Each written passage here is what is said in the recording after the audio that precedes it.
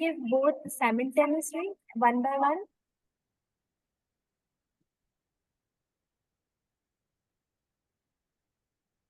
Maybe Ananya can take a call on this. I'm okay. Yes.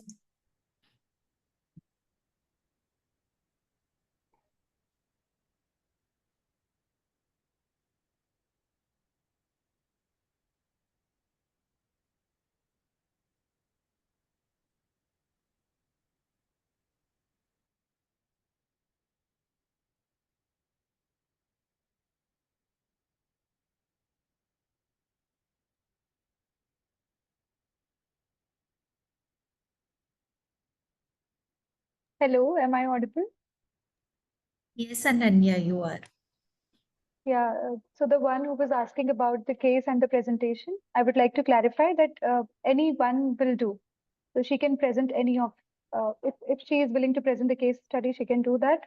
Or if presentation, she can do that as well. So we can give only one. Yes, you can give only one. Okay, no, but actually, we had clarified earlier whether we could present both of them. So we got No, the actually, answer in affirmative. due to time constraint, I think only one will be preferable. So, But then other one, so would we get the certificate for the next one also? Because it's not a problem from our end.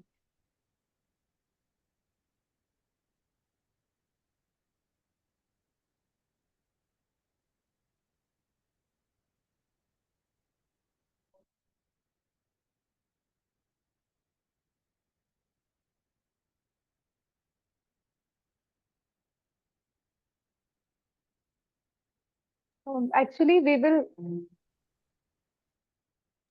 we can issue one certificate for one registration, right? Okay, actually, ma'am, we had clarified this earlier with Umesh Gautam sir. We sent two papers, so he had answered an affirmative. Okay, okay, ma'am, we will talk about it personally. As of now, Okay, ma'am. please present one only. Yeah, sure, sure.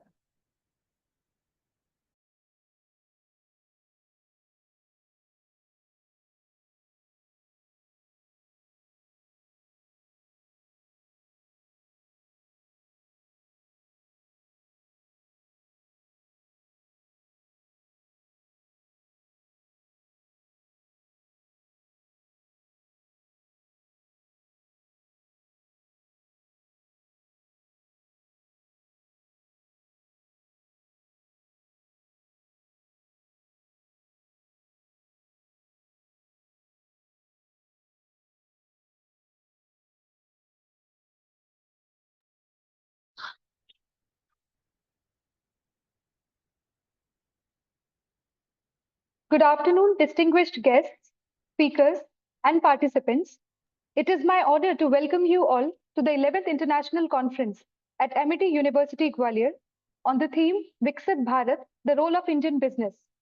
This platform brings together visionary leaders and experts to discuss how Indian businesses, especially in finance, can drive sustainable growth and contribute to the vision of a developed India.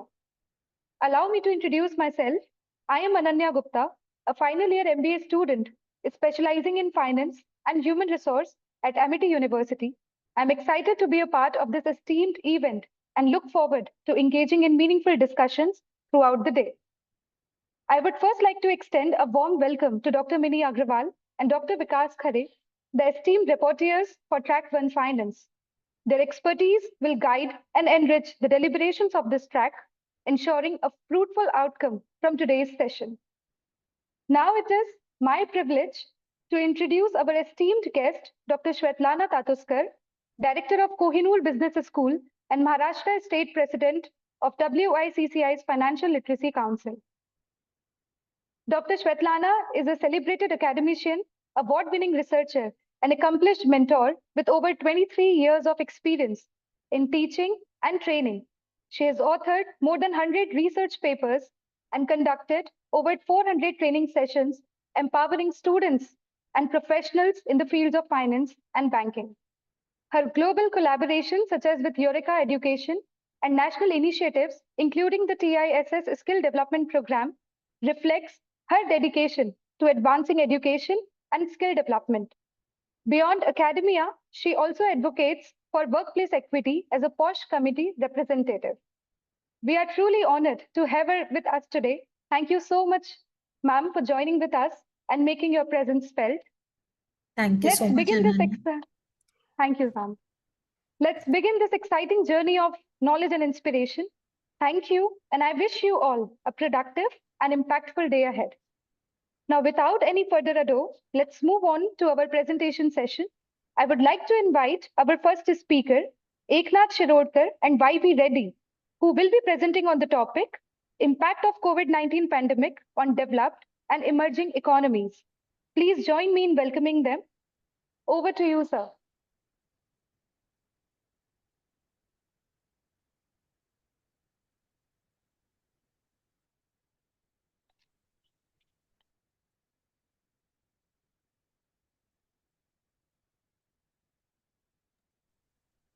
Am I audible, ma'am? Do I need to share my screen? So we will be sharing it from our end. Yes, you are audible. And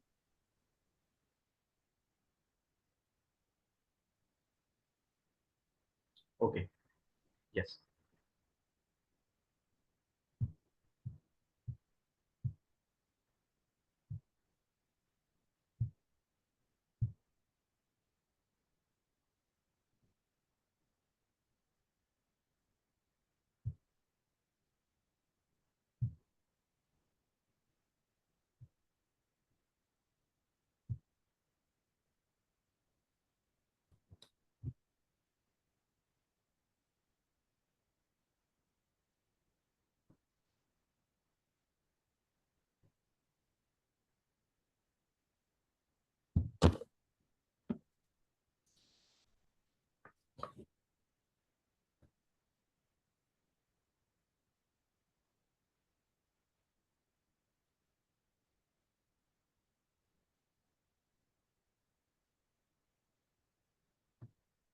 sir, along with you, YV Reddy sir will also be presenting.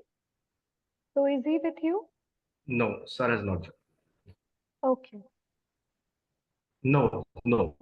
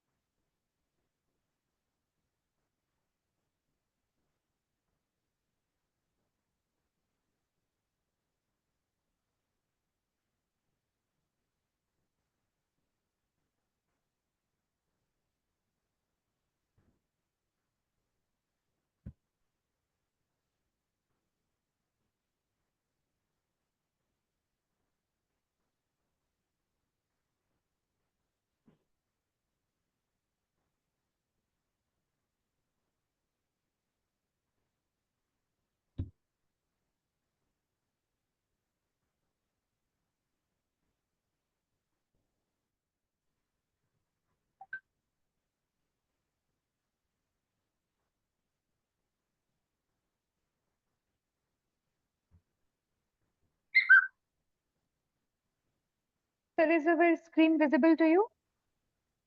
Yes, ma'am. Screen is visible. Can I start? Yes, you can.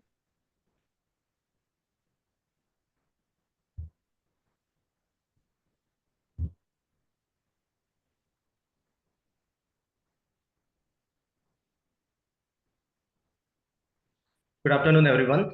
The title of my paper is Impact of COVID-19 Pandemic and Government Policy Responses on G20 Stock Market Returns, Insight from Developed and Emerging Economies.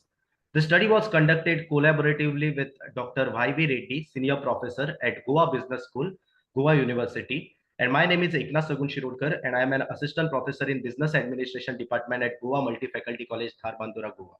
This research explores how the pandemic and government intervention shaped stock market behavior across G20 nations, comparing trends between developed and emerging nations.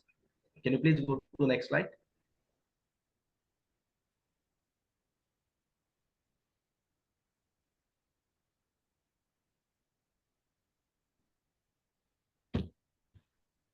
Public emergencies consistently shaped human history, including events like 9/11 attack, SARS, the Indonesia tsunami, H1N1, MERS, Ebola, and most recently COVID-19. The COVID-19 pandemic in particular significantly disrupted global financial markets, causing steep decline in returns and raising critical questions like, could this health crisis trigger a new financial crisis? Or how has it affected financial market returns? Or are the impact uniform across advanced and emerging economies, and so on? Will you please go to next slide? Many studies on COVID-19's impact on stock market focus on short-term effects or limited indicators, raising questions about the long-term impact. This study examines whether the effect have remained consistent over time by analyzing multiple COVID-19 related factors together. We use panel data regression analysis with a fixed effect model, a model not previously applied in G20 countries. The study aimed to test three hypotheses regarding the pandemic's impact on G20 stock market returns, developed economies and emerging economies. The first one is there is no significant impact of COVID-19 pandemic on G20 stock market returns. Second is there is no significant impact of the COVID-19 pandemic on stock market returns in developed economies within the G20. And third is there is no significant impact of COVID-19 pandemic on stock market return in emerging economies within G20. We chose G20 because of its size and strategic importance. However, we excluded European Union as a whole since it functions as a regional economic entity with individual countries like France, Germany, Italy treated separately in the G20. Spain as a permanent invitee, we included in the sample. The study period of our study period ranges from 1st Jan 2020 to 31st December 2022. And for statistical analysis, we use R to conduct the necessary computation and analysis. The data variable included in our analysis are daily growth in confirmed cases, daily growth in death cases, government response indicators, stringency index, containment and health index, economic support index. For stock market return, we use data from Bloomberg, and COVID-19 related data was sourced from our World in data. Ma'am, can you please go to next slide? We assume that the COVID-19 confirmed cases and death cases in any economy recorded each day will affect the stock market returns on the following day. Since all stock exchanges trade from Monday to Friday, we only include the number of confirmed COVID-19 cases and death cases from Sunday to Thursday when performing panel data regression. We take the logarithm of the daily number of COVID-19 confirmed cases and death cases and added 1 to COVID-19 confirmed cases and death cases before taking logarithm, as we cannot accept logarithm of 0. We applied Hausman test to identify the most appropriate model between the random and fixed effect. The fixed effect model, a two-way effect, was found to be appropriate model. Could you please go to next slide? These are the COVID-19 related different indices, that is containment and health index. It got 14 indicators. Then economic support index, it got 2 indicators. Stringency index got 9. So altogether there are 16 indicators, and government response index consists of all these 16 indicators. Ma'am, could you please go to next slide? This slide shows the indicators in each index. Due to high correlation, we focus on containment and health index and economic support index, excluding government response index and stringency index to avoid multicollinearity and ensure robust result. This slide shows the findings and conclusion of panel data regression fixed effect model. So economic support index, it shows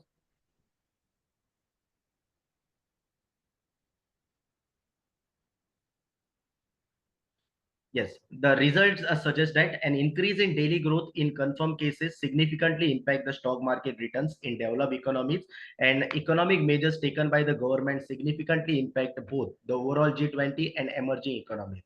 The research finding indicates differences in the impact of COVID-19 pandemic on G20 and its subsample. The observed differences may be due to one of the factor or a combination of government responses, such as economic resilience, stimulus measures, investor confidence, market composition, monetary policy, healthcare infrastructure, vaccine distribution, global capital flows, currency stability, and inflation rates. Overall, the study concludes that the pandemic has a different impact on the developed and emerging economies within G20 in longer horizon. Thank you.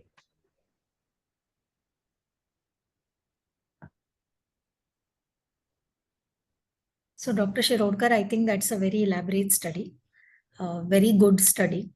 I have one question, Dr. Shirodkar. Can you tell me how will your study be, can be applied in today's times? Because we're talking about study during pandemic, and that's one in 100, year situation. So how can we apply the findings of your study in normal times?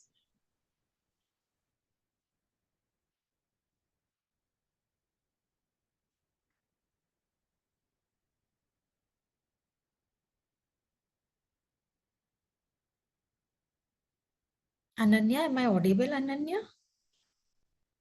Ma'am, you are completely audible. Thank you.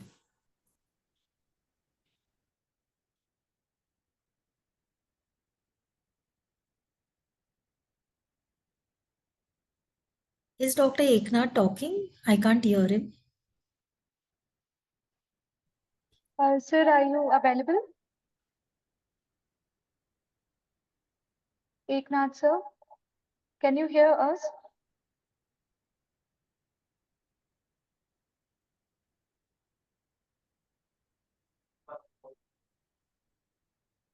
Eknath, sir, are you available, sir? Can you hear us? I think he's dropped the call. He's not Yes. around. He's not Yes. around. We can go to the next one, Ananya, in the Ma'am, interest of am I time. audible? Yeah. Yes, Eknathji, you are. Yes. Ma'am, this type of study will be useful to investor. If maybe like in future, if this type of pandemic reoccurs, then investor will come to know about like what will be the pattern or how the market will behave. Okay. Good. Ananya, I'm good. We can go to the next one. Thank you so much, Eknath, sir, for your insightful presentation and for shedding light on such a crucial topic. Moving forward, it's my pleasure to invite our next speakers, Vishal Praful Ramaiya and Dr. Pramod Goyal, who will be presenting on echoes of a cashless future, digital advancements in India. Over to you, sir. Hello. Am I audible? Yes, yes, very much. Good afternoon, everyone.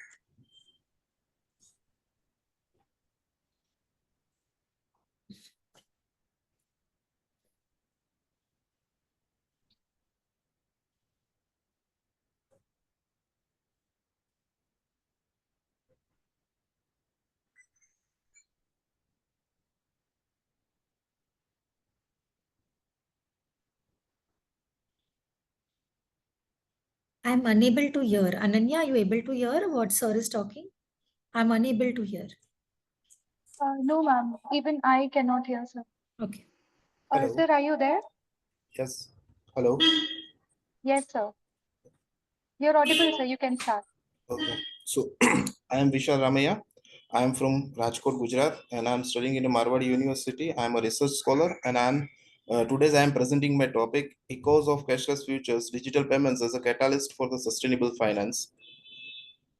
So, as we know, today's digital payments is a very useful in our everyday life. The digital transactions in our Indian economy is reached to 162.5 billion in 2023. So, how the digital payment is affected our sustainable finance and our sustainable goal, as our Pradhan Mantri mentioned in a as digital finance is a very important in a nowadays gas dependency and the cutting and CO2 emissions for the gas handling and the logistics. Key platforms like a UPI Aadhaar enabled payment systems provides accessible in a financial services, crucial for the financial inclusion in the rural areas.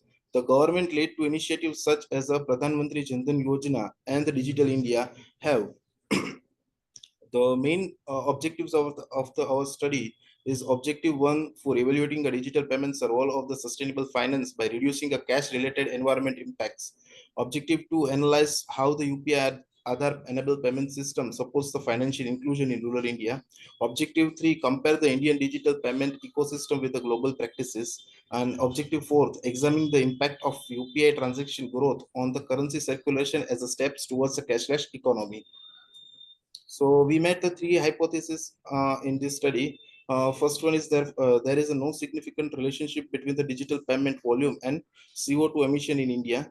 The increase in adoption of UPI other enabled payment system does not significantly improve the financial inclusion among the rural India under unreserved populations. And third one is sorry. Uh, Third one is there is no significant relationship between the growth of UPI transaction and the volume of currency circulation.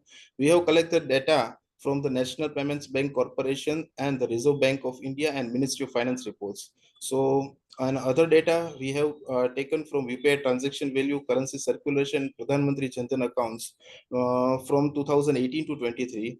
Our research design is a quantitative approach using the statistical analysis to examine the relationship between the variables.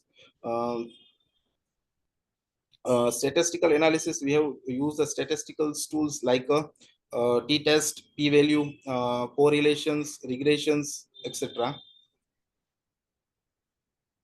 So our main findings and conclusions are, first we have to, hello.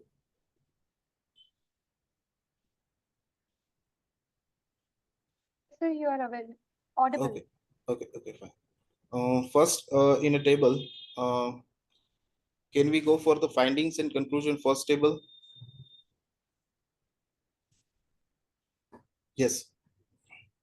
So in the first one, we have used CO2 emissions and digital payment volume. How the digital payment volume increase and its impact on a CO2 volume, because the currency made from the paper and other things which we have using the digital by, like if we are going for a banking personally, and there are some paperwork are there. If we are going through the digitalize, then the less of paperwork are there. So how the digital payment volume affect the CO2 emissions. So we have mentioned the relationship between CO2 emission and digital volume. So the weak positive correlation we find between the CO2 emissions and digital payment volume. Extending access of PM Pradhan Mantri Jan Dhan accounts and distribution across the rural, urban, and the gender demographics. So we have the bifurcates genders according to the rural urban accounts in a Pradhan Mantri Jan Dhan account, when our Prime Minister initiatives to open everyone's in a digitalized platform. So say, there are some numbers which we have to shown in our paper. Can we go for the next? So financial inclusion throughout the Pradhan Mantri Jan Dhan Yojana and the digital payment system. Pradhan Mantri Jan Dhan impacts has significantly boosted the financial inclusion with the 53% of accounts held by the rural residents and the 55.63% by women. Bridging access of barriers of Pradhan Mantri Jan Dhan targets barriers faced by the poor and the remote population, facilitating inclusive growth in the Indian financial ecosystem. Integrations within UPIs and other payment system allows the okay, fine. Comparison of the UPI users and Pradhan Mantri Jan Dhan accounts, growth with the rural accounts distributions. So we have in these slides the indications a strong linear relationship between the increase in the UPI users and the rise in the rural financial inclusion, as reflected by the percentage of rural Pradhan Mantri Jan Dhan accounts. This is the comparison of UPI users and the Pradhan Mantri Jan Dhan accounts, growth with the rural accounts distributions. This is a comparison of Indian digital payment system model within global system. How the India using a digital payments, which type of platform India using in a digital payment like UPI, other enabled payment system, as well as China using their, Kenya has a personal one, and the European Union also their personal platform in a digital payments. So there are some data in which I have studied that different countries have using the different platform of digital payment. This is a comparison of UPI transaction value and currency circulation. If UPI transaction value is increased, how currency circulation is affected. So we can see in the 2018 to 2023, there are some data of volume in the UPI transaction and trillion and the currency Sorry to circulation. interrupt you, sir. Yes. So please conclude it fast. Okay. Okay. So these are the findings of our study. The study is demonstrates the strong positive correlation between the growth of UPI and rural Pradhan Mantri Jan Dhan accounts. Second was a significant relations exist between the rising UPI transaction value and currency circulation. Third one is a UPI adoption has made financial services more accessible in the rural areas. Fourth one is ongoing challenges such as gaps in the digital literacy and the infrastructure highlights needs a policy enhancement. So there are the conclusions in the digital payment system, especially UPI are then essential for the advancing of financial inclusion and sustainable finance in India, analyzing the reversal strong correlation between the digital transaction growth and increasing the financial access in the rural areas. Finding highlights the economic environmental benefits of the digital payments. Challenges like digital literacy gaps and the infrastructure limitations need to be addressed. Continued investment in the digital infrastructures and comprehensive literacy program is crucial. These measures will support towards a cashless, inclusive, and sustainable economy. Thank you. I have 2-3 questions for you, Professor. Number one is, can you please highlight on who were the ones to respond to these questionnaire of yours? Sorry, ma'am. Who was the target audience to reply or respond to your questionnaires? So target audience is like a government and other users of the digital payment who are using a digital payment and they're not aware about the digital payment. And second, the government and policymakers who are providing platforms like this. What was the size of your the respondents? We don't collect any primary research. This was a secondary research, and we have collected Secondary research. Yes, Okay. ma'am. Okay. So I have one fundamental question for you. Yes. You've drawn a relationship between cashless economy and carbon emission. Yes. So let me tell you that if you look at the reasons for carbon emissions are caused by both natural and human activities, Yes. like transportation, food production, decomposition, fluorinated gases, etc. Yes. There has been no relationship between use of digital payments and carbon emissions. So I just wanted to understand how come this idea actually crossed your minds to draw a relationship between both. Okay, ma'am. Once in a while, I am reading like one article that how much carbon we can reduce a carbon emission by different sources. At that time, I have strike that I have to do on this topic, and uh, one of my thesis topic is digital payment. So I have to merge them within carbon emission. How we can reduce the carbon emission while with the using of digital payment. Okay, so in this paper, what was your conclusion about the relationship between carbon emissions and digital payment? Is there any relationship between both? We have found a weak positive correlation between the carbon emission and digital payment volume, because when the digital payment volume is increasing, carbon emission is not that much increasing because many other factors affected as a carbon emission, as you are saying. Okay, fine, I'm good. Okay. We can go to the next one, Ananya. Thank you so much, Professor. That was a good study. Thank you, ma'am. Thank you And so one much, last sir. question, just a small thought. It's not a question, just a small thought. So very recently, there has been talk about central bank digital currency when we are talking about digital money. Do you think that is also going to impact your study? You can just look into that also. Sure, Yes, ma'am. Ananya, we can go to the next one. Sure, ma'am. Thank you so much, sir, for sharing your valuable insights and enriching our understanding on cashless future. Up next, we have Payal Goyal, Dr. Mamta Agrawal, and Meera Bamba, who will be presenting on digital disruption, investigating the rise of fintech adoption. Over to you, ma'am. Ma'am, am I audible? Yes, Yes. very go ahead. much. Good afternoon, everyone. My name is Payal Goyal, research scholar from Indira Gandhi University, Mirpur, Rewari. It's a pleasure to be here today to present my paper on digital disruption, investigating the rise of fintech adoption. To begin, I'm first defining what we mean by fintech. Financial technology or fintech refers to the integration of technology into offerings of financial service companies to improve their usage of financial services. The financial service sector is experiencing a substantial shift from physical branch-based operations to innovative digital solutions. The amalgamation of technology and finance is not merely a transaction evolution, but a significant transformation that has far-reaching implications for the entire financial ecosystem. Despite its increasing significance, widely accepted definition of fintech remains elusive.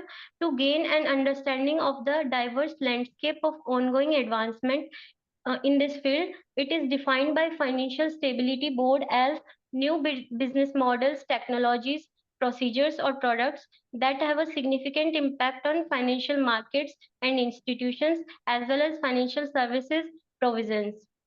As technologies continue to revolutionize financial services, the demand for innovative financial services is fueled by customer base. Simultaneously, the supply side dynamics play a crucial role in offering cutting edge solutions.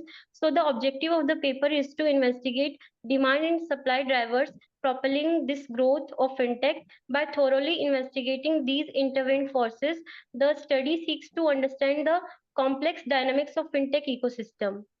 Research methodology is systematic literature review approach is used to determine the drivers that have an impact on the usage and adoption of fintech services among end users as well as providers.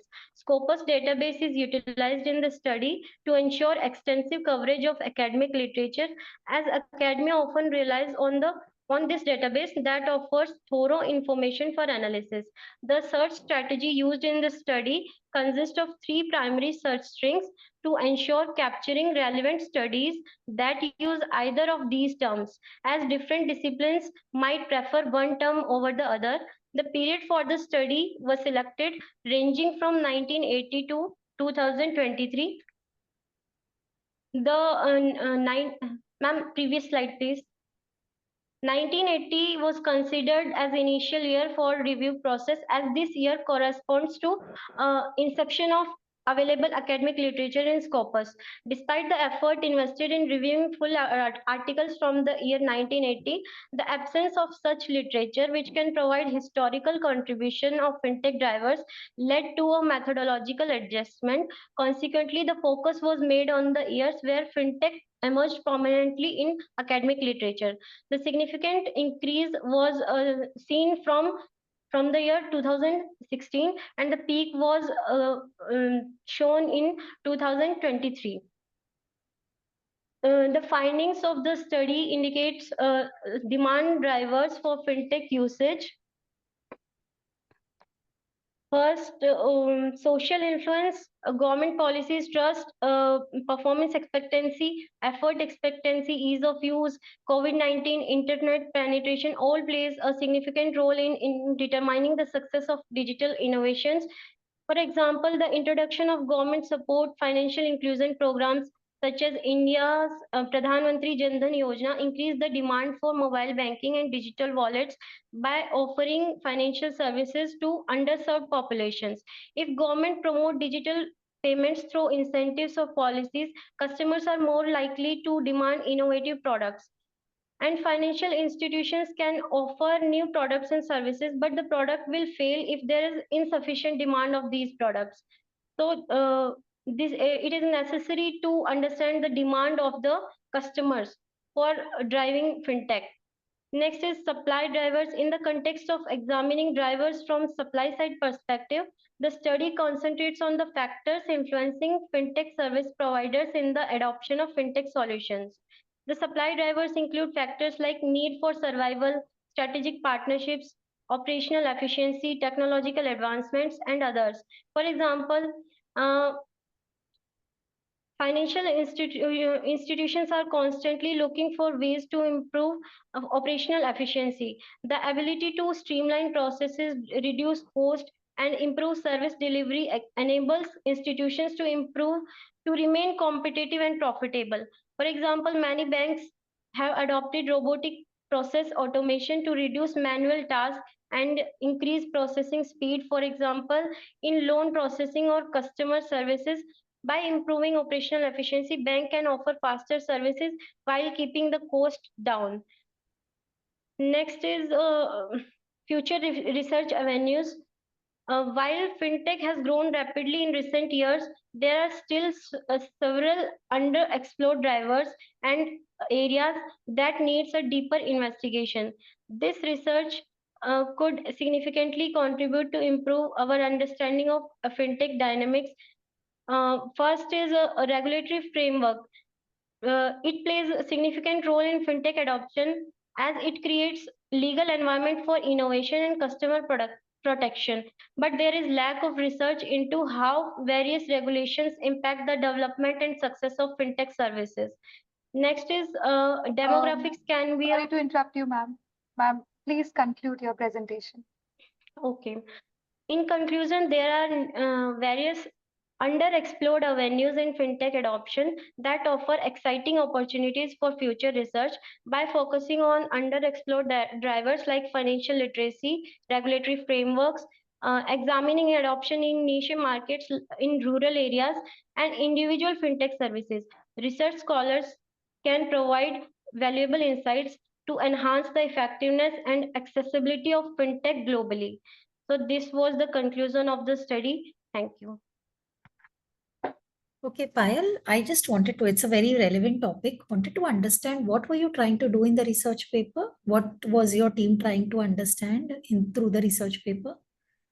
Ma'am, I want to understand underexplored drivers, or I want to draw future research avenues, or we can suggest policies or recommendations for financial institutions or government for promoting inclusion of all. Like SDG Goal 10 is also related to inclusion of all in inequality. It talks about inequality. So if people are inclusive of all people are included in financial sector, then government can easily achieve SDG 10. So yours is a qualitative study or quantitative study? Ma'am, it was qualitative study based on systematic literature review. Okay, and what was the source of your data? Ma'am, Scopus database. Okay, so Scopus research papers is what you put together. Yes, ma'am. Because the title of your paper says Digital Disruption Investigating the Rise of FinTech Adoption. There Yes. is no mention that this is a systematic literature review. Ma'am, it's on third slide of the presentation. No, I'm talking about the title of your paper. Okay. The title of the paper. So it shows that it is a research paper. It's actually a literature review, systematic literature review. Yes. Okay. I think, Thank Ananya, we can go to the next one. Yeah, Thank you so sure. much. Thank you, ma'am. Thank you so much, ma'am, for your insightful presentation. Up next, we have Mr. Amit Yadav, who will be presenting on fintech startups and the technological disruption of traditional finance, a comparative analysis. Over to you, sir. Good afternoon, everyone. Myself, Amit Yadav, Assistant Professor from Banarthi Das Chandiwala Institute of Professional Study, Dwarka. Today, I am going to present my research paper having title Fintech Startup and Technological Disruption of Traditional Finance, a Comparative Analysis.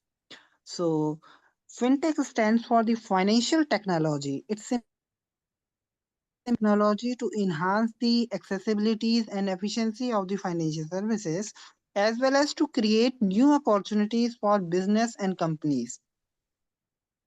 It's like a software or mobile application that make it easier for consumers or business to conduct the financial transactions and helps to improve and automate the traditional form of finance for business with the latest technology. We can move on to this introduction slide.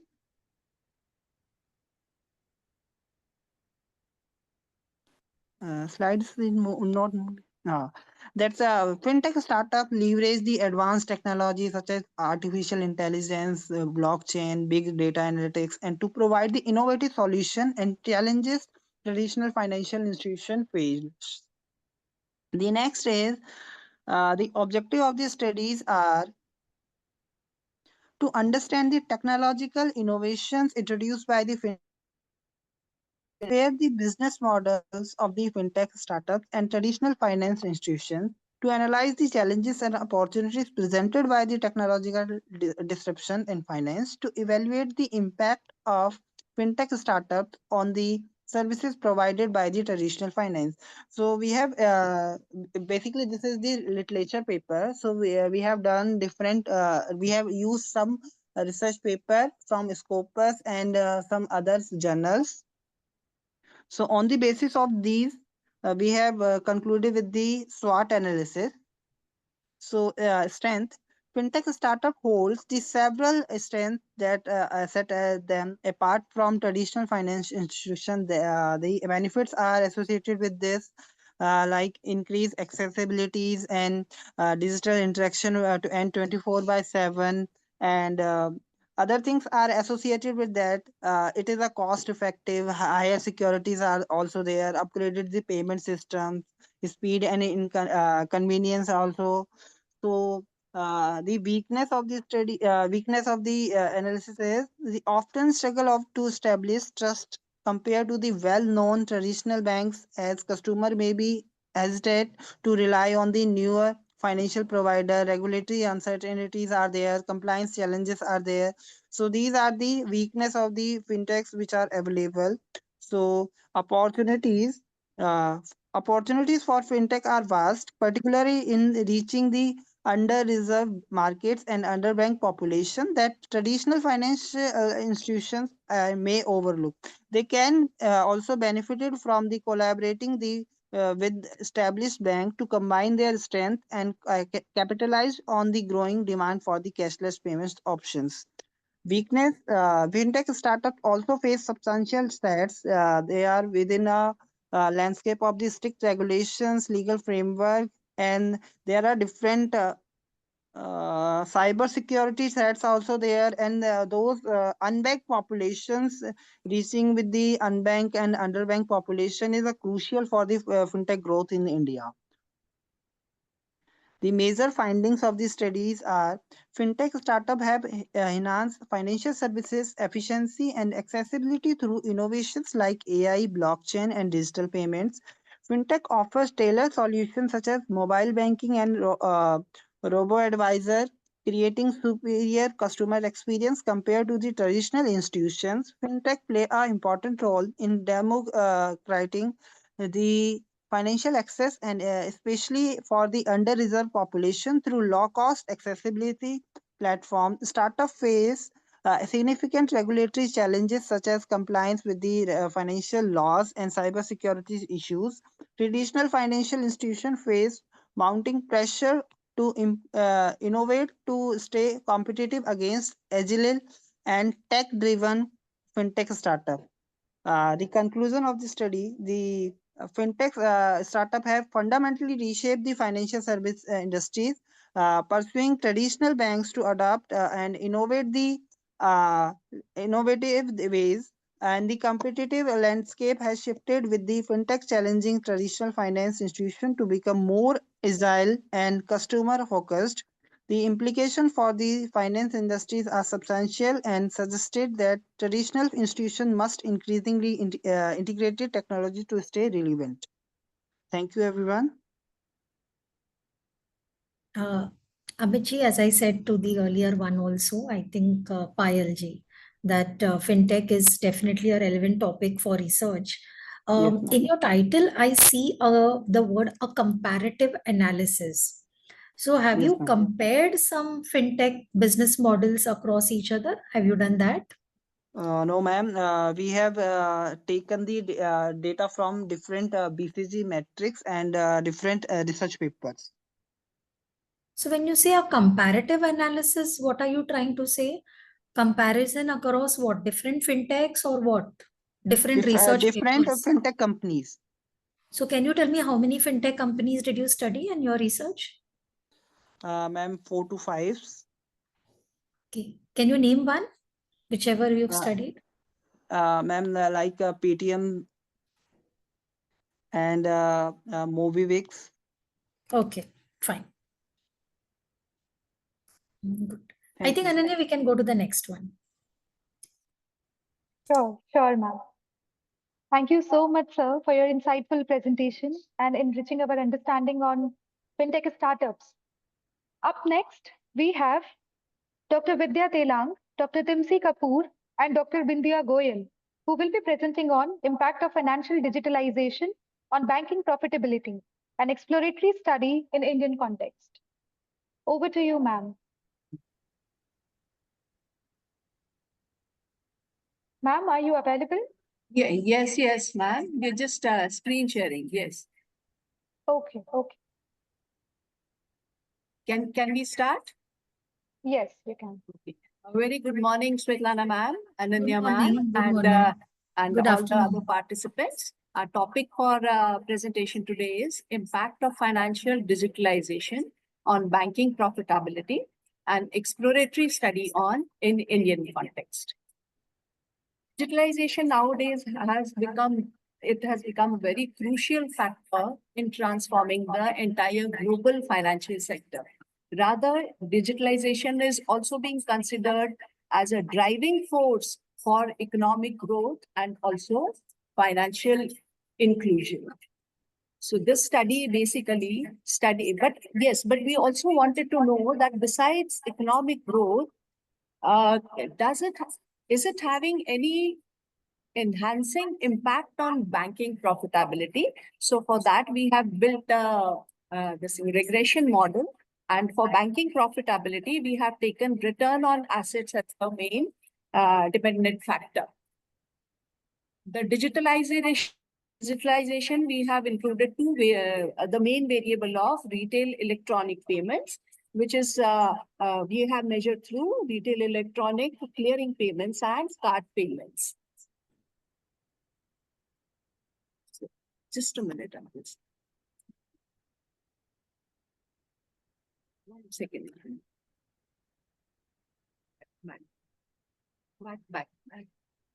So I would like to talk about what is digitalization first. So it refers to electronic transfer of money between individuals or banks. And we are trying to leverage technology to eliminate the necessity for physical transactions. The digitalization benefits are evident to everybody, like the increased convenience and accessibility, financial inclusion, even cost reduction, and increase in speed plus global connectivity. The main objective of the study, as I said before, is to identify how changes in electronic clearing and card payment transaction volumes influences bank profitability, because bank is the main medium through which these retail transactions are happening. And secondly is to study the growth of volume of retail digital payments. So the first hypothesis on which this study is based is impact of total retail electronic clearing volume on ROA. Rather than value, we have concentrated more on volume of these transactions, because higher the volume of transactions will ensure better financial inclusion. So the null hypothesis is there is no statistically significant relationship between retail electronic clearing volume and return on assets. And alternate hypothesis is there is a statistically significant positive relationship between retail electronic clearing volume and ROA. Our second hypothesis rests on impact of total card payment volume on ROA, with the null hypothesis being there is no statistically significant relationship between total card payment volume and ROA, and alternate being there is a statistically significant relationship between total card payment and ROA. So further the presentation will be continued by with my colleague, Dr. Timsi Kapoor. Hello, ma'am. Good afternoon.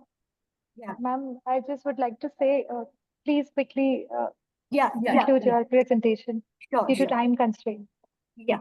So our main role, as we concerned about the research methodology, data collection time frame is 2012 to 2023, and data source is NPCI and RBI site. Total electronic clearing includes PCS, and then NEFT, IMPFS, NSCH, and UPI. And card payment include debit cards and credit card prepayment instruments. The test which we have applied is the regression, and the data on the data we applied the log transformation in order to stabilize the variance. After applying the regression model, the result which we got is total total retail electronic clearing volume. The value is 0.00, which has a significant impact on ROA, and coefficient is positive. So it says that this means that for each unit is increased in retail electronic clearing volume, RA is expected to be increased by 0.6563. In case of the card Sorry to payment, interrupt you, ma'am. Uh, Please understand our time constraints and quickly conclude okay. your I'll just presentation. come to the conclusion, ma'am. I'm Sure. just but in case of the card payment, there is a negative coefficient, so it impacts negatively on the ROA, and the Zuckerberg test is 0.482, which indicate that residual are normally distributed, and Urban Watson is 2.94, which says that there is a the assumptions of regression models are of independent errors are satisfied. So this table shows the payment growth rate, and the CAGR during the 12-year period is 41.06. So at the last, from this figure, we say that volume is continuously increasing and it has had significant impact on ROA. At the last, this is only the conclusions that the result shows that while retail electronic clearing volume have a positive impact on ROA, and card payment volume has a negative effect, suggesting that higher card transaction volume may lead to increased cost and risk affecting profitability. This highlights the varying impact of different digital payment method on financial performance. Thank you. That's a very good study. I just have two questions, Dr. Timsey or anyone in the group can take it. Number one is, how many banks were included in the study? And we have included all the scheduled commercial banks, which includes the nationalized banks, the private sector banks, small payment banks, and finance banks. Okay, can you please go to your hypothesis, the hypothesis formulation? Just a slide on the hypothesis. Yeah. See, the first one is the H0, which says there is no statistical significance. And the other one, we are saying there is a statistical significant positive relationship. I'm little worried about the way you have formulated the hypothesis. Can you please check that once? Yes. Yeah, technically it is incorrect formulation of hypothesis. Please check Actually, that. the word positive and negative were by mistake they have been included. Yeah. So please look into that. That's a technical and that's a you know, Yes, it's human it's error. not yes, it's not accepted in a research paper to put something like this in the hypothesis because you're still checking for it. Yeah. Okay, I'm good, Ananya. I think we can move to the next, but it's a relevant study though. Okay, thank you very much. Sure. Thank you so much, ma'am. Thank you so much for your insightful presentation. Up next, we have Dr. Vinod Krishna, who will be presenting on FinTech for VIKSIT Bharat, exploring the disruptive power of technology in Indian finance. Over to you, sir. Yeah, I think Ananya, you need to start the presentation. Good afternoon, everyone. Sure, sir. We are doing it. Yeah, I'm Dr. Vinod Krishna from Department of Management Studies, Dayanand Sagar College of Engineering, Bangalore. So this study basically is when we want to have a VIKSIT Bharat with youth, poor, women, and farmers as the four pillars. So which is built on the JAM Trinity, Jandan, Aadhaar, and Mobile, and account aggregator platform. So we started with these thoughts as how this financial inclusion is going to play a major role to have our country kind of VIKSIT over a period of time. That's by 2047. Yeah, next slide, please.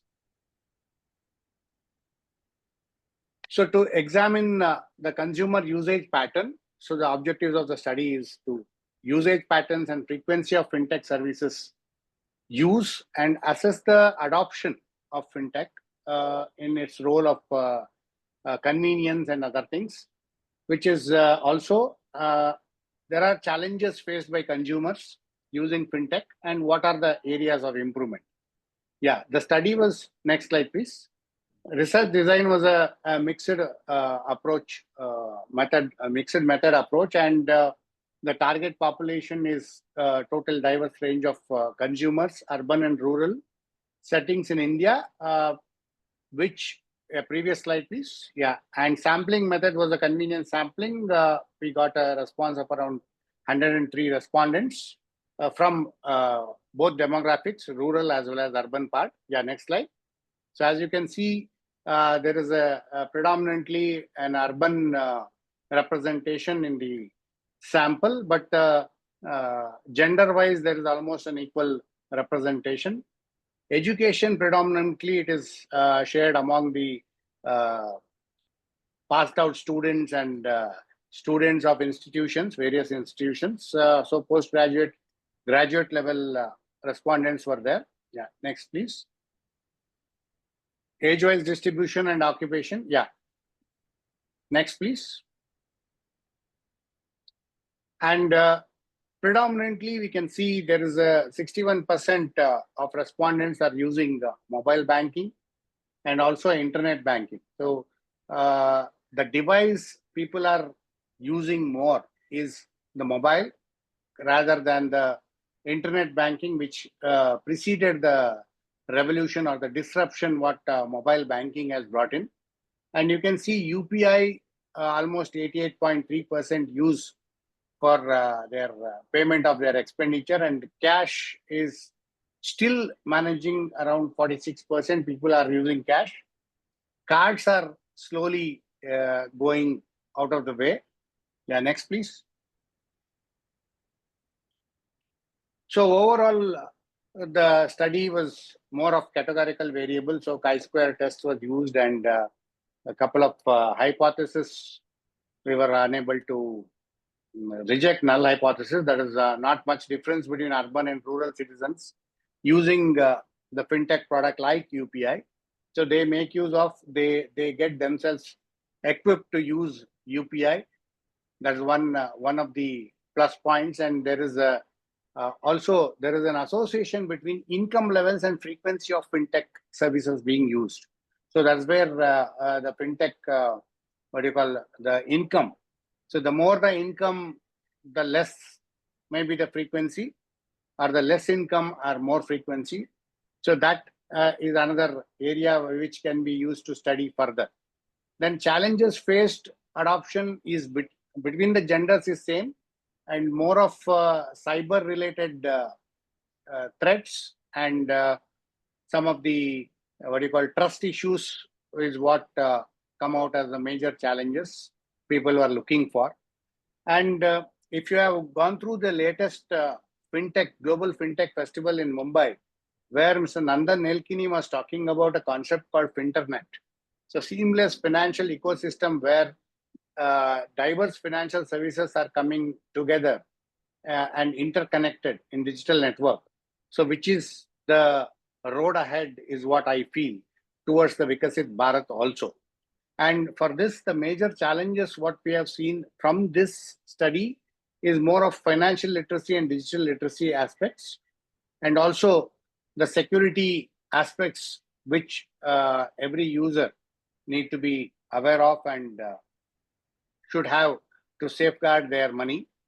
Then going forward, some of the detailed research with respect to demographic difference and geographic differences in overall fintech adoption across the country need to be studied. Next, please. So as you are all aware of, so fintech has changed the way how we use we used to live and how we are living today. So to mention the sum of this, if you can click on the next button, we are just concluding. Yeah, banks queues have disappeared. Next. LPG queues are also disappeared. Next, please. Railway tickets are disappeared. So everybody is digital and you have everything on your hand, or you are keeping everything in your hand and you are accessing through this technological disruption that has happened. So one of the keynote speaker was speaking in the today's session about disruption is equal to growth and prosperity. I think that's how the finance or the personal finance industry is experiencing it through the technology adoption. So that's it from my side. Thank you. I think, Dr. Vinod, whenever we talk about VIKSIT Bharat, financial inclusion being one of it, financial inclusion comes married to fintech. So I think that's why most of the finance papers are related to fintech. Yes, exactly. I have 2-3 questions for you, Dr. Vinod, quick ones. Yeah, Number ma'am. one is, what is the data analysis tool that you have used? Yeah, I have used Chi-Square as more of No, the data category. analysis tool. So what is the tool that you have used to evaluate your data? Excel, SPSS, Yeah, AMOS. Excel.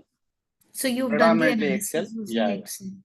Okay. Yes. And when we say this data is spread across urban and rural, and of course largely urban, is this only located in the city of Bangalore, or you've gone around It's also? predominantly Karnataka because a couple of institution students and alumni were contacted, and they only provided the information or filled the questionnaire Google form.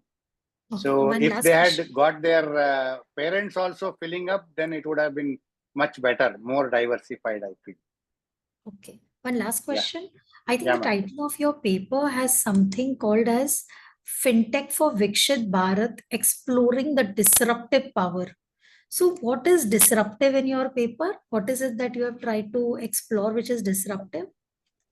That is the adoption of UPI as a payment thing, because see, irrespective of our earnings, source of earnings, every one of us are doing expenditure to have a living. So that expenditure part, that transition has almost is happened. There is no physical notes or physical currency available everywhere. Even if you go to a tender coconut vendor, he doesn't give you a change. So he says, please up UPI karo or Google Pay karo. So that's how the entire, I feel the disruption happened. Thank you so much, we... Doctor. Thank you so much, Thank you. Dr. Vinod. Thank you. Thank you, ma'am. Yeah. Thank you so much, sir, for enriching our understanding. Your presentation was really insightful. Thank you, sir. Up next, we have Dr. Sukanya, who will be presenting on investment tourism, India's gateway to international capital. Ma'am, can you hear us? Yes, ma'am, I'm here. Am I audible? Yes, you are audible, ma'am. Okay, thank you,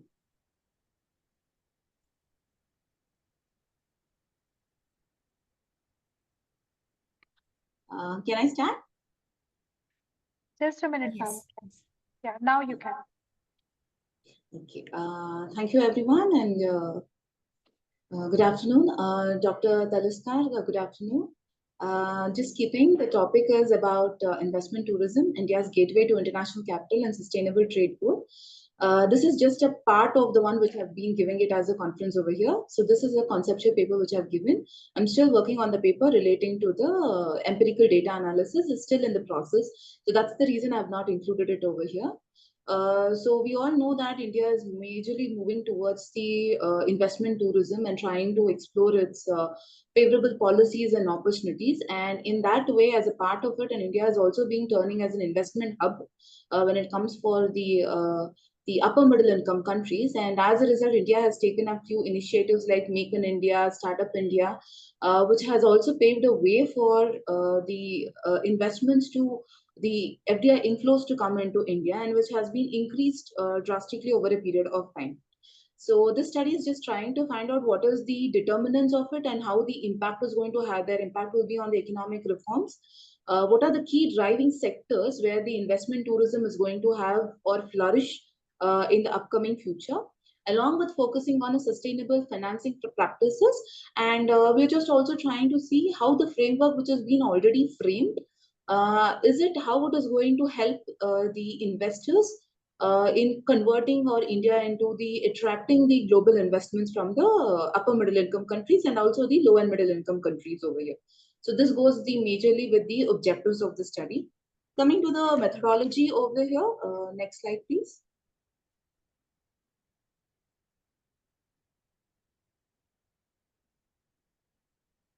Excuse me, ma'am.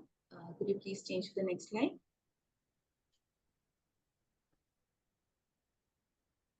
Okay, coming to the methodology part, since the major focus is mainly into trying into looking into the initiatives which has been taken by India. So we have Make in India and Digital India. So we also look into the trade policies and the investment policies, the free trade agreements where India has already been part of the trade agreements, and also the new upcoming trade agreements which the India has taken up as a perspective, keeping in view the sustainable finance. And a few case studies is being involved over here, looking into these sectors where majorly, so the secondary data is majorly collected from journals, policy documents, and the trade agreements. The findings which we clearly shows that the economic reforms and initiatives have boosted the FDI when it comes to the key sectors, investment sectors like IT. So when it comes to the IT sectors, we also have initiatives which is taken by governments like the convenience of doing business, where they go with a single window clearance system which is being introduced. We also have production linked initiatives which is being given for especially for the manufacturing sectors. When it comes to FDI or 100% FDI, an automatic route is also being initiated along with bilateral and multilateral trade agreements with South Africa, Japan, and South Asian countries, where which is going to reduce the tariffs, and at the same time it is going to give a guarantee about the advantages of the investment terms that is being done over here. At the same way, having a startup India and looking into the infrastructure facilities over here, we also have initiatives taken by the Indian government like National Infrastructure Pipeline. Then we have Bharatmala and Sagarmala, which mainly focuses on highways and port projects, which has been highly influential. And as a result of Make in India and Startup India initiatives, we also have certain investments which is being flowing into India, like Apple, which has almost Sorry invested. to interrupt you, ma'am. Yes, ma'am. Ma'am, please come to the conclusion. Yeah, ma'am, you can go into that. Yeah. Yeah. So coming to the conclusion, the major focus is on sectors like digital transformation and infrastructure, and which is going to strengthen. We also have expanding trade agreements, which I've already mentioned over here. And coming to the policy recommendations, which includes like expanding the trade agreements. Usually India's trade agreements are usually with the countries where we have the tax benefits or tax haven destinations, which is actually good. But at the same time, we also need to explore more, come beyond out of the box, and also start looking into other countries. Though we do not get any kind of a tax haven destinations or tax benefits, maybe we can have the green investments or greenfield or brownfield investments. It will have a best initiative. These initiatives can be done so that the future investments, the economy can be able to flourish over there. Thank you. Professor, I have two questions for you. You just mentioned that this is more of a quali study and you are in the process of putting a exploratory study together. So what are some of the quantitative parameters that you would be taking for your study when we talk about investment tourism apart from FDI? Okay, ma'am, this is apart from FDI, I'm also looking into the other economic parameters like the macroeconomic parameters. I'm going to study with that. Along with the economic parameters, so my major focus will be looking into the sectoral analysis, where the FDI flow is coming into specific sectors. As I mentioned, like we have renewable energy, we have IT sectors, and we also have electric vehicles or the automobile sectors. These are the main sectors where we have the investments flowing. I'm just trying to see how these initiatives are helping these sectors with the inflow, and how is it going to have an impact on the economy, overall economy in the near future, with keeping in mind the sustainable finance. And how are we linking this to tourism, investment tourism? Okay, so when it comes to investment tourism, major all these investments which has been coming over here, they are basically coming with the help of the FDI. FDI is one of the route for them to enter into India, and we also have the 100% automatic route.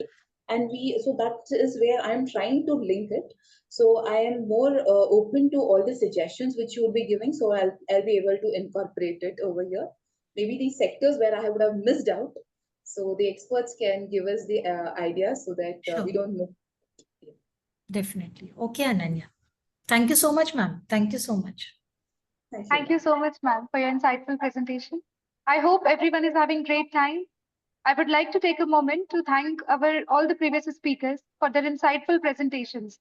We have covered a wide range of topics so far, from digital advancements to the future of finance. Let's continue to explore and learn from our next set of speakers. So up next, we have Dr. Kapileshwar Bhalla, who will be presenting on risk management in corporate financial reports due to climatic changes. Sir, can you hear us? Yes, ma'am. Over to you, sir. Very good afternoon to the distinguished judges and to all the participants as well. Well, my topic is risk management in corporate financial reports due to climatic changes. We are all aware that the kind of climatic impacts these days is having on business houses as well. Sustainability is the buzz these days. So even in terms of India, we've got BRSR report, which is also made mandated by Security Exchange Board of India. And this is a compliance which many listed companies in India have to do. As of today, I guess almost around more than 2,000 companies are required to comply with this, you can say, non-financial information. Because over the decades, we have seen that the inputs by the companies has mainly been on the financial information. But I think investors today, the stakeholders of the company today, are very keenly looking at the non-financial informations as well. So I think going forward, we are expecting that almost not only listed, but even the unlisted companies will be mandated in terms of sharing the reports which contains the non-financial information. Quite recently, we have seen the international position in terms of SASB, that is Sustainability Accounting Standard Board, which has also issued two standards, which is called IFRS S1 as well as IFRS S2. And they're more soon to come out with more standards. IFRS S2 is talking in terms of climatic impacts on the financial reports. And we're soon going to have biodiversity, human capital, and other things. So in my study, what I've done, I basically, taken the importance of sustainability reporting, and with the inputs that there are three objectives for the study. One is to look at the impact of these climatic changes, because we know that every company is required to conduct impairment testing. And when impairment testing are conducted, this can have a major impact on the cash flows, because soon, I guess, even SEBI is going to come out with index, where the companies will be measured on the basis of what kind of index they have. And this could have a lot of consequences on the assets, liability, as well as the income and expense in terms of financial statements. It could even impact the amount of borrowing rates at which the companies will borrow funds. And this could have a long lasting impact in terms of impairments, which the companies might face. Also, ma'am, just at the back, ma'am, please. So also the companies are also, formulating strategies, because they have a vision, and they need to communicate their vision in terms of what kind of strategies they've already taken, or what kind of strategies they're going to actually consider for the purpose of combating this climatic part. So just on the lighter side, being in Delhi, I think I'm witnessing a lot of climatic changes with the pollution levels going up. That's just on the lighter side. And then as far as the methodology is concerned, the primary data is in terms of, collecting questionnaires from the respondents. And this would be targeting almost like 300 respondents. And also looking at the annual reports of blue chip companies, 5 blue chip companies would be there. And based on this, the entire methodology of collections will be based. Next one, ma'am, please. Can you take me to the next slide, ma'am?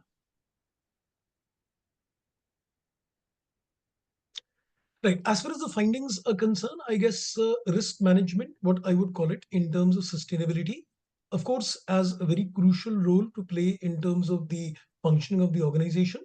So the company definitely needs to, you can say, formulate a very sound risk management system. And of course, just creating a policy is not the end result. One also has to ensure that this kind of policy is also being implemented as well, because it just can't be just on a piece of paper.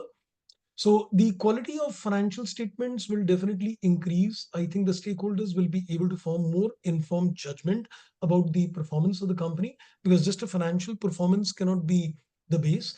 And I think once the companies are able to implement all this, the asset valuations of the company will also be much more stable. We're not going to see too much valuation differences coming over a period of time. So I think this will also, lead to, I would say, managing the risk on the part of the companies. Next one. So finally, the conclusion is that it is definitely there, that risk is certain. And I think whether the company wants to deal with the risk or not is, of course, left to the choice of the company.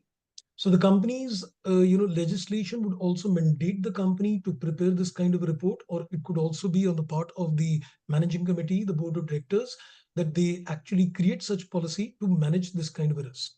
But how effectively this task will be undertaken by the directors, I would say the shareholders, the stakeholders need to be very well informed. And I think this goes with the fact that as SEBI is also mandated this kind of report to be prepared.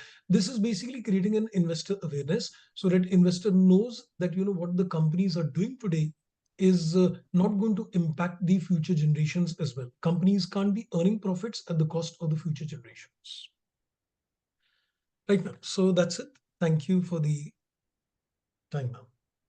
Okay, so that was indeed a very, very good study, Mr. Bala. I think we spoke about several topics since morning, but talking about climate change, and I think it's very, very relevant, especially with the upcoming of ESG and indices now, indexes measuring ESG. I have two fundamental questions, Dr. Bala, for you. Yes. Number one is the title of your topic looks more like a secondary research rather than a primary, but you also included some primary angle. Can you tell me what is that primary data that you have collected and who were the respondents? That's my question number one for you. Right. Then basically what we've done, I've collected the questionnaires basically from the preparers of these reports. Like for example, the companies which are hired by the companies to report them. So questionnaires have been conducted in terms of those stakeholders, how they are viewing the companies in terms of what kind of analysis they're doing in order to make those BRSR reports. So the stakeholders in terms of CFOs of the company, the auditors of the company, so I would say, and the preparers of these BRSR report and the It people was who easy to get difficult, data ma'am, from difficult. them. But Yeah. I am being a chartered And what were accountant. the number? What was the number of respondents? Almost around, ma'am, 300, because I am a chartered accountant, so it was not very difficult to obtain that kind of a data actually. Okay. And my question number two, you said impairment losses. That was one of your data points to, draw the relationship between climate change. How do you link impairment loss to climate change, if I may ask? Okay. Because Ma'am, when we're talking about yes. impairment loss, it is more to do with the assets of the company. Correct, ma'am. That's a very pertinent question. In fact, ma'am, when we are looking at the cost of capital to calculate an impairment loss, because impairment will be all based on present value of the future cash flows. So in this particular case, the borrowing cost of the companies will go up. Lenders are going to be very choosy in terms of offering the cost at which the funds are provided. And if the cost of capital for the company goes up, this will definitely reduce the present value of the future cash flows for the company. So the companies will definitely have huge impairment loss. Basically, I would say the borrowing cost goes up. I'm talking about how you're linking this to climate change. Ma'am, in fact, once the index are released by the companies, then in this particular case, even the lenders would, enhance the rate of interest at which companies will be given funds. And if that happens, the assets which generates cash flows, when we are going to discount the present value of those future cash flows, they will drastically get down. So impairment losses chances will increase. No, I understand all of that. Mr. Bala, my question is, how are you linking this to climate change?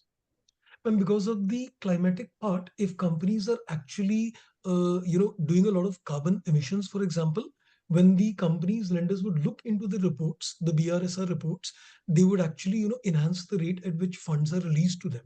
So their climatic reporting, how they are dealing, how they are dealing with their climatic impacts, the carbon emissions and other factors, that would, induce lenders to enhance the rate of interest for them. Okay. Ananya, I'm good. Thank you so much, Dr. Balla. Thank you. Thank you so much, ma'am. Thank you so much, sir, for your insightful presentation. Thank you, ma'am. Moving forward, we have we have Rakesh Moheshwari, who will be presenting on National Pension Scheme with respect to Tier 2 account and its role in social entrepreneurship and sustainability. Sir, can you hear us? Yes, yes. Good afternoon to all. My presentation is on the National Pension Scheme with respect to Tier 2 account and its role in social entrepreneurship and sustainability. So, National Pension System is regulated by the PFRDA, Pension Fund Regulatory and Development Authority, and is an important milestone in development of a sustainable and efficient voluntary defined contribution pension system in India. So there are two type of account mainly in the NPS, Tier 1 account and Tier 2 account. And Tier 1 account is a mandatory account or Tier 2 account is a voluntary account. So a Tier 2 account is a compulsory account. So the subscriber should open first Tier 1 account, then he can voluntarily open Tier 2 account. So Tier 2 account is a optional account. So my study is on Tier 2 account because it is more flexible as compared to Tier 1 account. In Tier 1 account, some restrictions are there, but in Tier 2 account, there is no restriction in withdrawing funds or investing funds. So my objective of the study is to understand and analyze the national pension system, to understand and analyze the performance of the NPS Tier 2 scheme offered by the different companies, to study the relationship of equity, corporate bond, and government securities schemes in Tier 2 account, to review and identify the best pension scheme fund for investment, to understand the role of NPS Tier 2 account in social entrepreneurship and sustainability. Next slide, ma'am. In my methodology, both primary and secondary sources are utilized to enhance the study. Comprehensive mixed method approach is used, in which they combine quantitative and qualitative methods for data collection under quantitative method, survey questionnaire, NPS analysis, impact assessment survey will be conducted in qualitative in-depth interviews, focus group discussion and observation will be done. Data collection for the study involved the questionnaire targeting 300 respondents across diverse respondents to assess the impact. Data analysis in quantity will be done through the descriptive and interfacial studies. Next slide, ma'am. From the study, it is clear that the NPS Tier 2 account is greater than the average rate of return in Tier 1 account. The performance is Tier 2 account is better than the Tier 1 account. The return is much higher than Tier 1 account, and it is always liquid, because we can withdraw funds from anytime, and we can invest fund in the Tier 2 account is also flexible, and the rate of return is much higher as compared to Tier 1 account. So, considering all the aspects, it is concluded that the NPS may be a greater investment come retirement planning for in view of the risk and return, social entrepreneurship and sustainability in comparison to stock market, because in in NPS the pension fund managers are maintain the risk appetite of the investor, because they adjusted their risk appetite according to the age. If if a person age is 50, so the equity diversification only up to 50%, and after that the balance 50% would be invested in corporate bond and government security. So this diversification uh, is available in NPS, but in equity market this diversification is not available. So this is my next slide, ma'am. Thank you, ma'am. Mr. Rakesh, your title of your study says Tier 2 account and its role in social entrepreneurship and sustainability. Yes, ma'am. But when you went through the presentation, I found it more in terms of a comparative between tier 1 and tier 2 account. This is what I felt. Maybe ma'am. I don't have the entire research paper with me, so I will not be able to comment. Nonetheless, can you tell me what is the social entrepreneurship element in your study and the sustainability element in your study?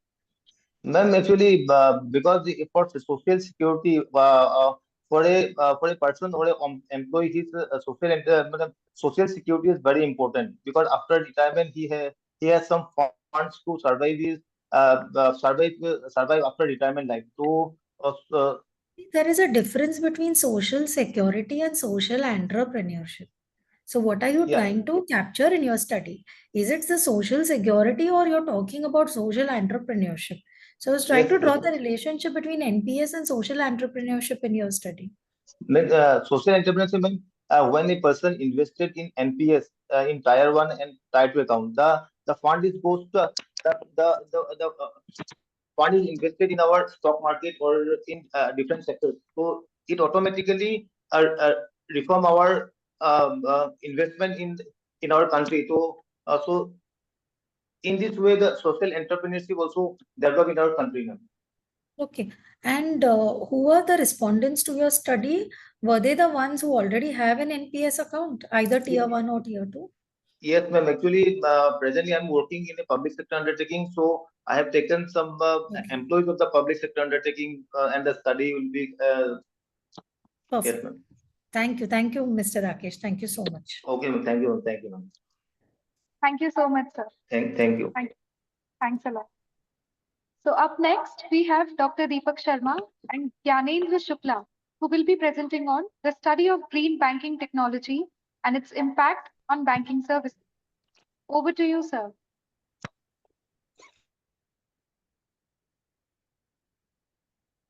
Sir, are you there? Dr. Deepak Sharma and Gyanendra Shukla. Sir, are you there in the meet? I think we should move on to the next participant. I don't think So the they're there next, in the, I don't think they're there around. yeah. Okay. So the next we have Mr. Yash Chauhan, who will be presenting on a study on growth rate of digital payments towards cashless economy in India. Mr. Yash Chauhan, Yes, ma'am. over to you, sir. Okay, ma'am. Good afternoon to all of you. The presentation topic of today's is the study on growth rate of digital payment towards cashless economy in India. Basically, I'm a research scholar in the department of Himachal Pradesh University Business School, HPU Shimla. And the word of digital payments has started after the demonetizations and the COVID-19 pandemic. Please go to the introduction slide, please.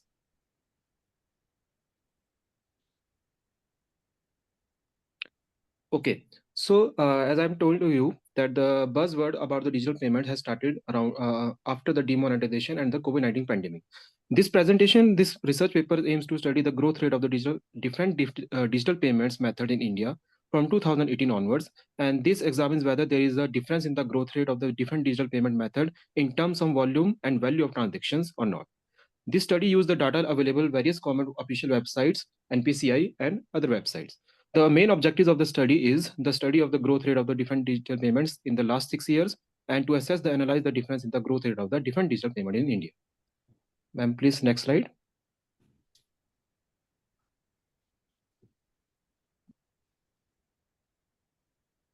Ma'am, please. Yes. So the methodology part, the study examines the growth rate of different digital payments like RTGS, AEPS, IMPS, NAC debit and NEFT, NAC credit, and debit card, credit card, and prepaid instruments during the last 6 financial year 2017-18 to 2022-23. For the present study, both volume of lakh and value in crore are taken in account from the data analysis, and also various payment methods have been collected from secondary sources, namely NPCI, Reserve Bank of India, and National Informatics Centers. Next slide, please. This is the chart which gives the overall growth rate of the different digital payments. As we can see, there is a high level of coefficient of variation, that is CV percentage, in terms of volume as compared to the value of digital payments. That is 73.35% and 15.7% respectively in terms of volume and value. It means that in terms of volume, there is a higher level of variability related to the mean of the reference time frame as compared to the value of different digital payments, which is less variability related to the mean. The cumulative growth is the value which is used to compare the past performance with the future returns in terms of value, which is positive in case of value, that is 30.16%, and negative in case of digital payments in terms of the value, that is 74.61%. Next slide, please. This is the chart basically defines the overall comparison of different digital payments method in terms of volume of transaction. As we can see that UPI is the clear winner in case as compared to the other digital payments in terms of volume of transactions. Next slide, please. And in terms of value of transaction, basically RTGS is the clear winner as compared to the different digital payments. And it is evident from the figure that UPI is the basically RTGS is the winner, followed by the NEFT and UPI. Next slide, please. So please try to conclude it quick. Okay, ma'am. This is the basically this is the finding of the study, and I have used Khrushali-Wallis test and post hoc analysis, and in this test the null hypothesis is rejected, and similar in the case of the value of transaction. Please, next slide, please. Yes, similar in the case of the value of transaction, and in the research paper, I have also compared different digital payments, which I have not mentioned in this slide, basically. And please, next slide, please. Okay, my previous, this is a conclusion part. I can conclude. Yes. So in conclusion, basically the study highlights significant, basically the digital payment system plays a vital role in Indian economic development, enabling the B2B and C2C transactions. UPI has emerged as a leader in transaction volume, while RTGS dominates in transaction values. Factors like government initiatives, increased smartphone usage, and e-commerce growth have driven their adoption. The study aids to policymakers in identifying areas needing support to enhance the digital payment adoption. Thank you. Okay, so Yash, first let me congratulate you that the title of your study and your presentation completely matches. So for that, really good work. Thank you, ma'am. I have two questions, Yash, for you. Number one is, can you tell me what is the source of your data? Ma'am, basically the RBI websites and RBI reports of last 6 years. Annual reports, basically. Okay, so are we using the trends and progress report that comes up every December of RBI, or have you used the NCPI reports, National Payment Corporation of India reports, or have you used the trends and progress report that comes out every year by Reserve Bank of India in the month of December? Actually, ma'am, I am using RBI reports, not using NPI's website is used for the basically the descriptive part of the paper, but for the secondary data, I have used the RBI reports. Okay, so Yash, my question for you is, you said that there has been a rise in the use of RTGS compared to others. So this is for value or volume? Man, this is basically for the value of the transaction. And for volume, which is the most utilized for in terms of volume? Ma'am, in terms of value, basically it is the UPI. Okay, fine. I'm good. Thank you. Thank you, Mr. Yash. Thank you so much. Thank you. Thank you so much, sir, for your valuable insights.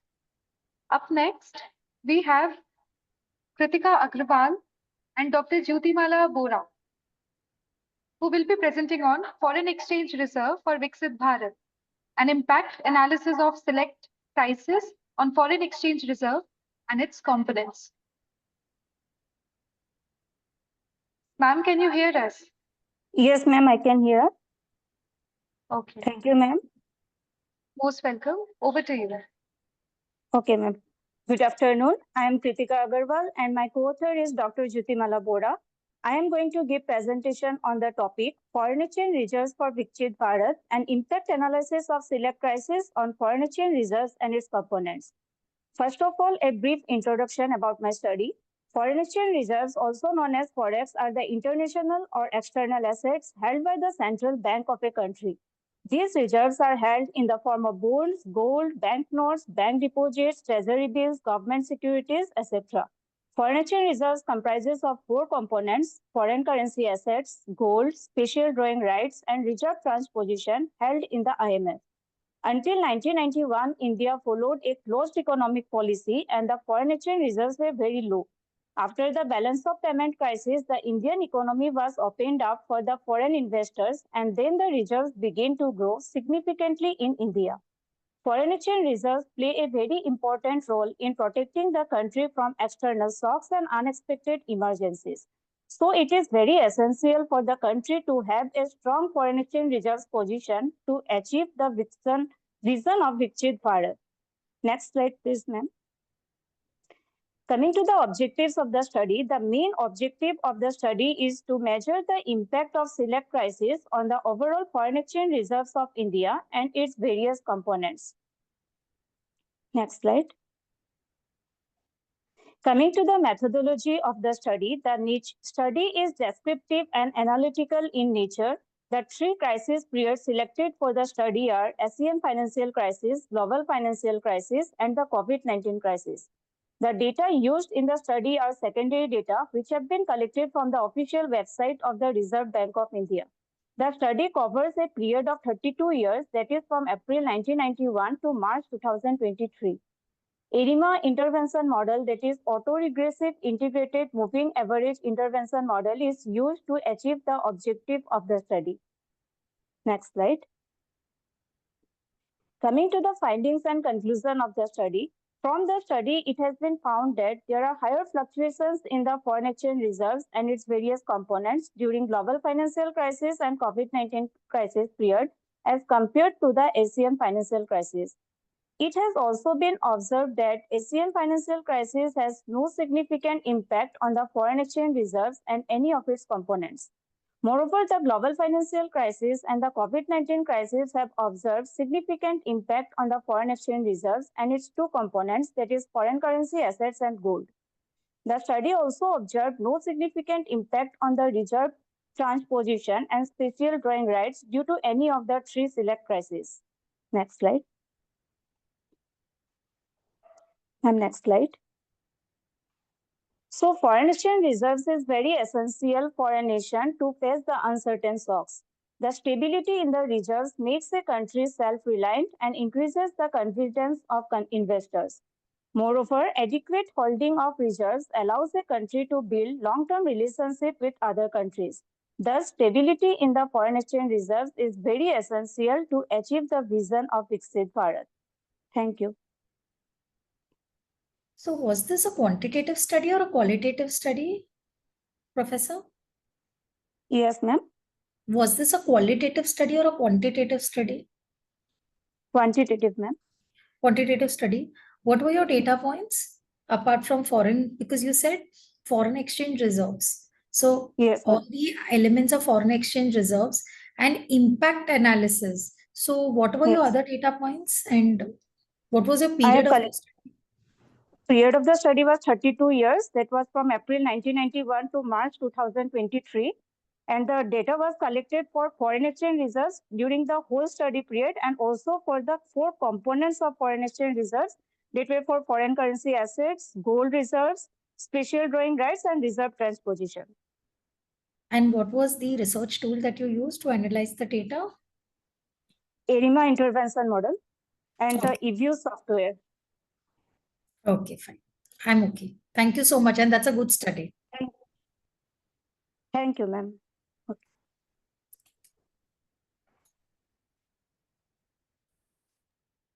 Thank you so much, ma'am, for the presentation. Moving forward, we have Sachin Kumar, who will be presenting on is ESG investment a charm or a harm for investors? Sachin, sir? Sir, are you there? Good afternoon. Am I audible? Yes, sir, you are audible. Over to you, sir.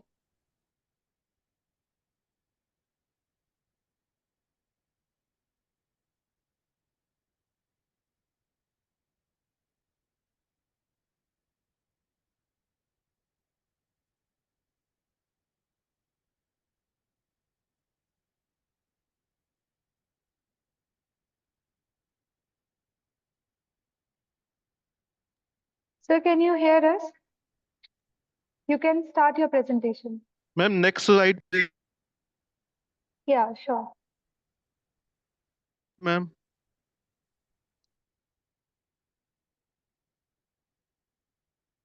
Uh, can I present next term in next to other presentation? Because when I try to speak the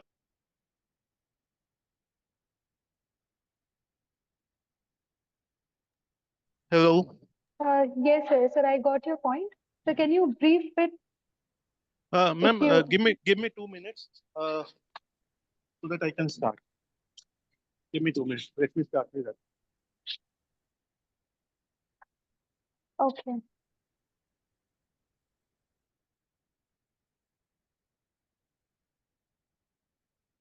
So we are moving forward. We can have your presentation afterwards. Just a moment. I'll Yes. just record this one. Yes, ma'am. I will Yeah. present next. Yeah. Okay. Okay. Okay.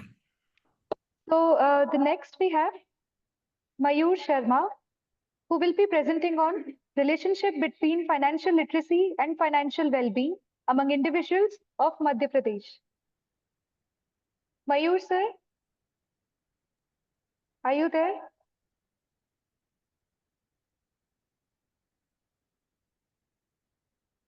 I don't see him in the list. Okay. Okay, so let's move on to the next participant. We have Mr. Ujjwal Swaran, who will be presenting on inflation responses to commodity price uncertainty stocks. Just a moment. I'm just trying to locate Ujjwal. Swaran. Ma'am, I am ready.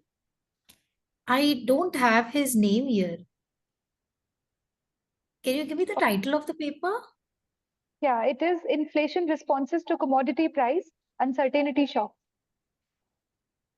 Actually, the list that you sent me, it's not there here. It is not Uh, correctly scanned. Actually, my number Ananya, the list is that you send me does not have his Okay, name. okay. Okay. Got it, Ma'am, ma'am. I Got am it. ready with Actually, my I. presentation. Okay, Sachin, you can start presenting your presentation. So I'm going with Sachin Kumar now, yeah? Sure, yeah. Number 19 in my list. Good afternoon. Am I audible? Yes, sir, you're Good audible. Yes, sir. Okay. So my topic is ESG investment. Is a charm or harm for investors? I am Dr. Sachin Kumar from SD College, Hoshiarpur, Punjab University. Social responsible investment is a practice of making investment in a business that exhibits ethical corporate behavior towards all stakeholders, including the shareholders, society and employees and customers, the government and the environment.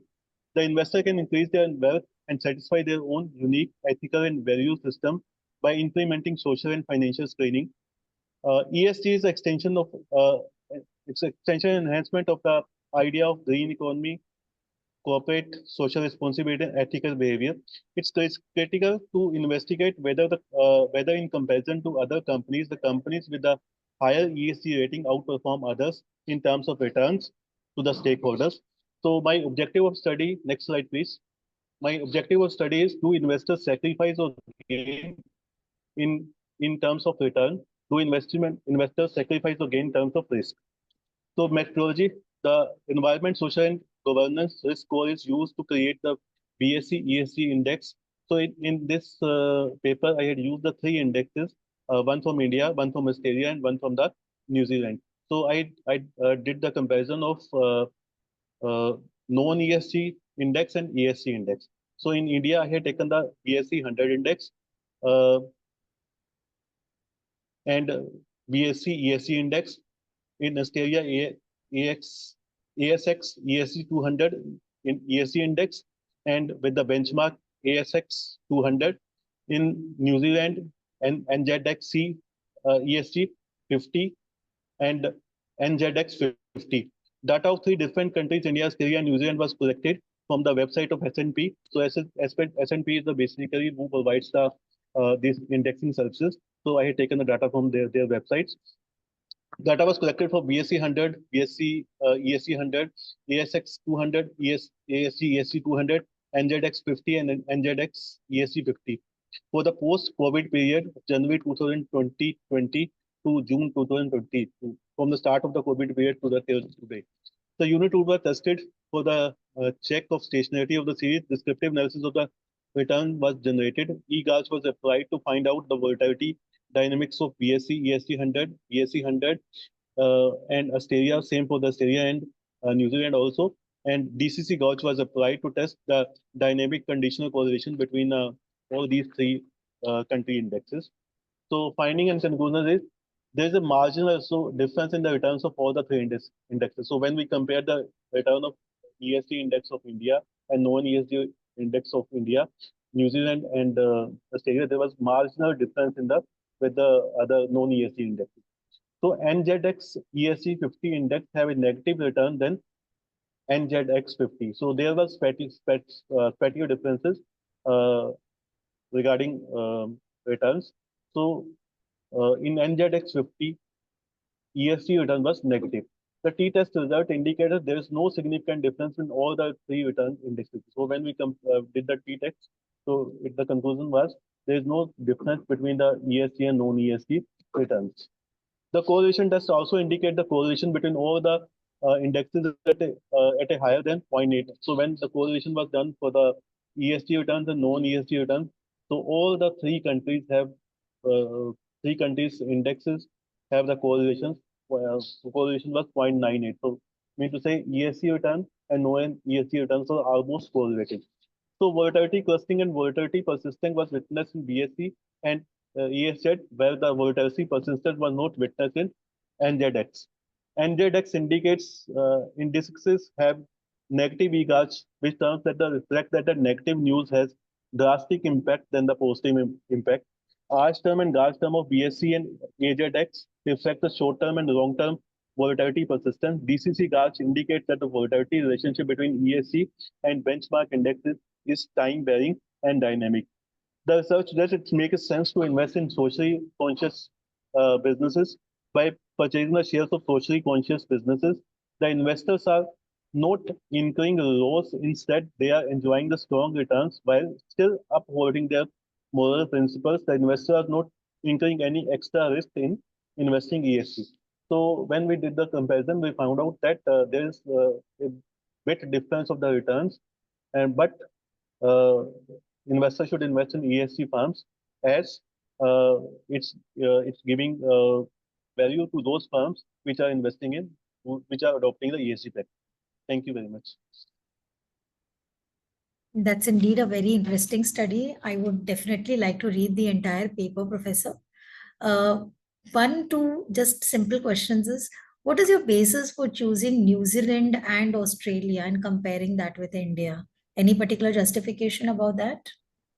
Basically, when I found out search the S&P website, so these three countries, both ESG and non-ESG data was available. So that's why I compared all these three countries. So New Zealand, Australia, and India.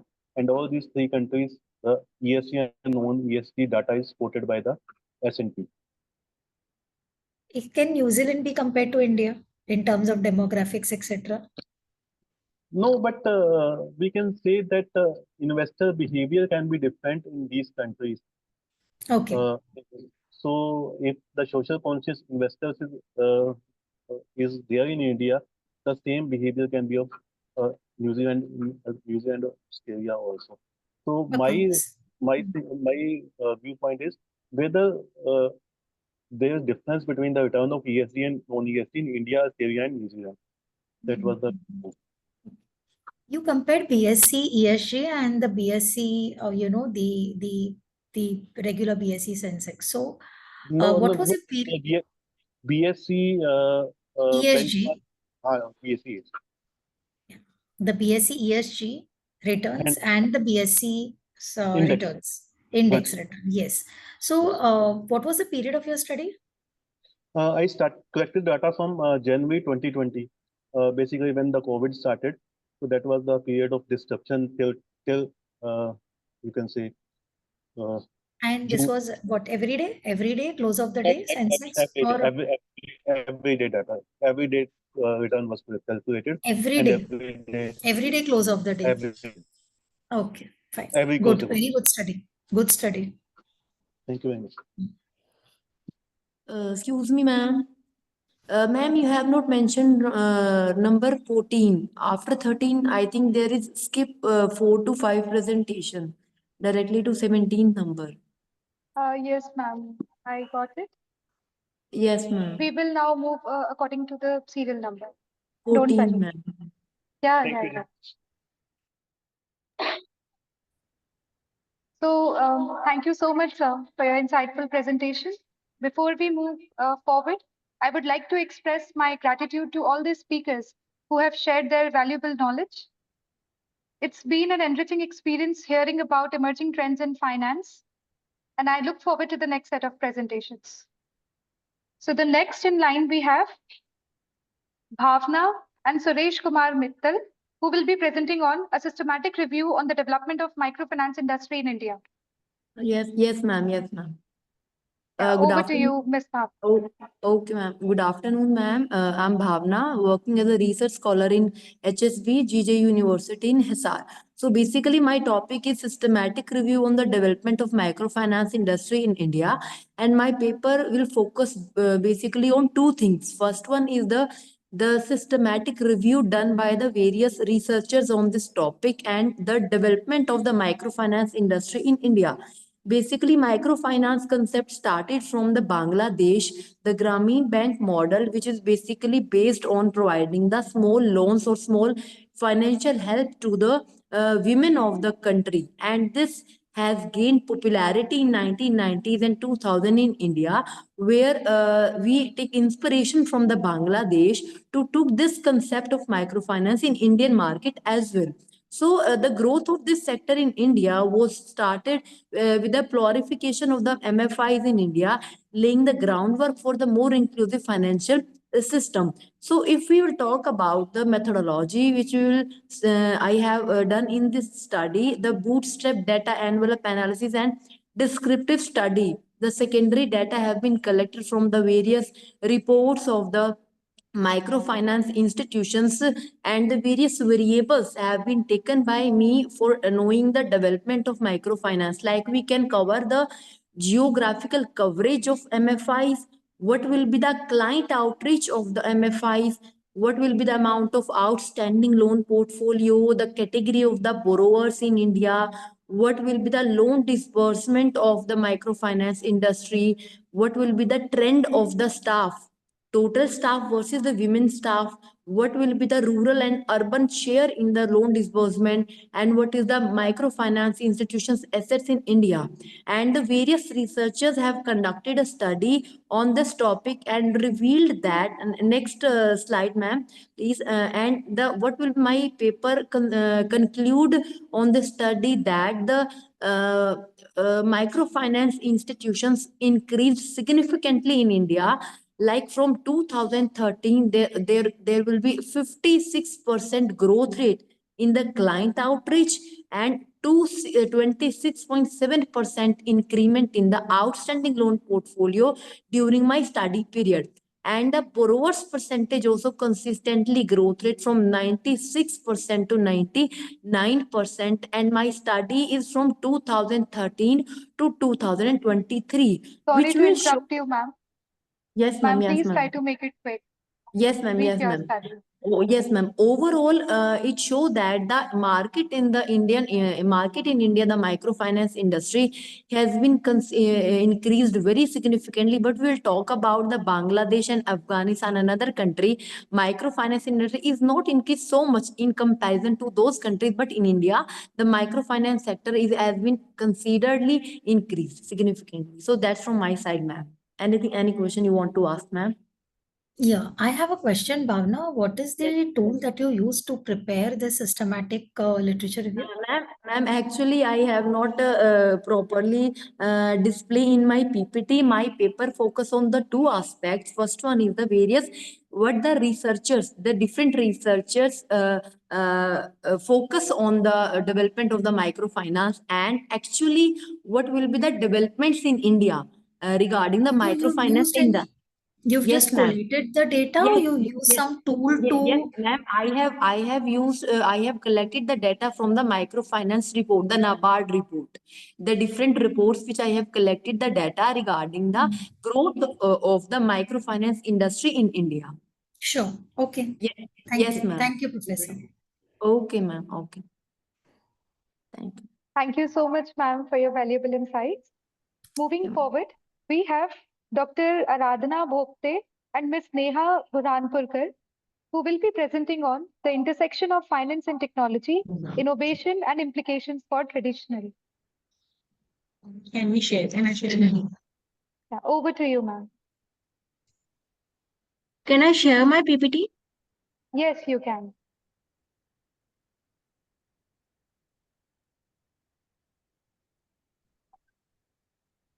Ma'am, are you sharing or we share it from our side? Okay, no problem, no problem. Okay, okay. So we have shared, ma'am.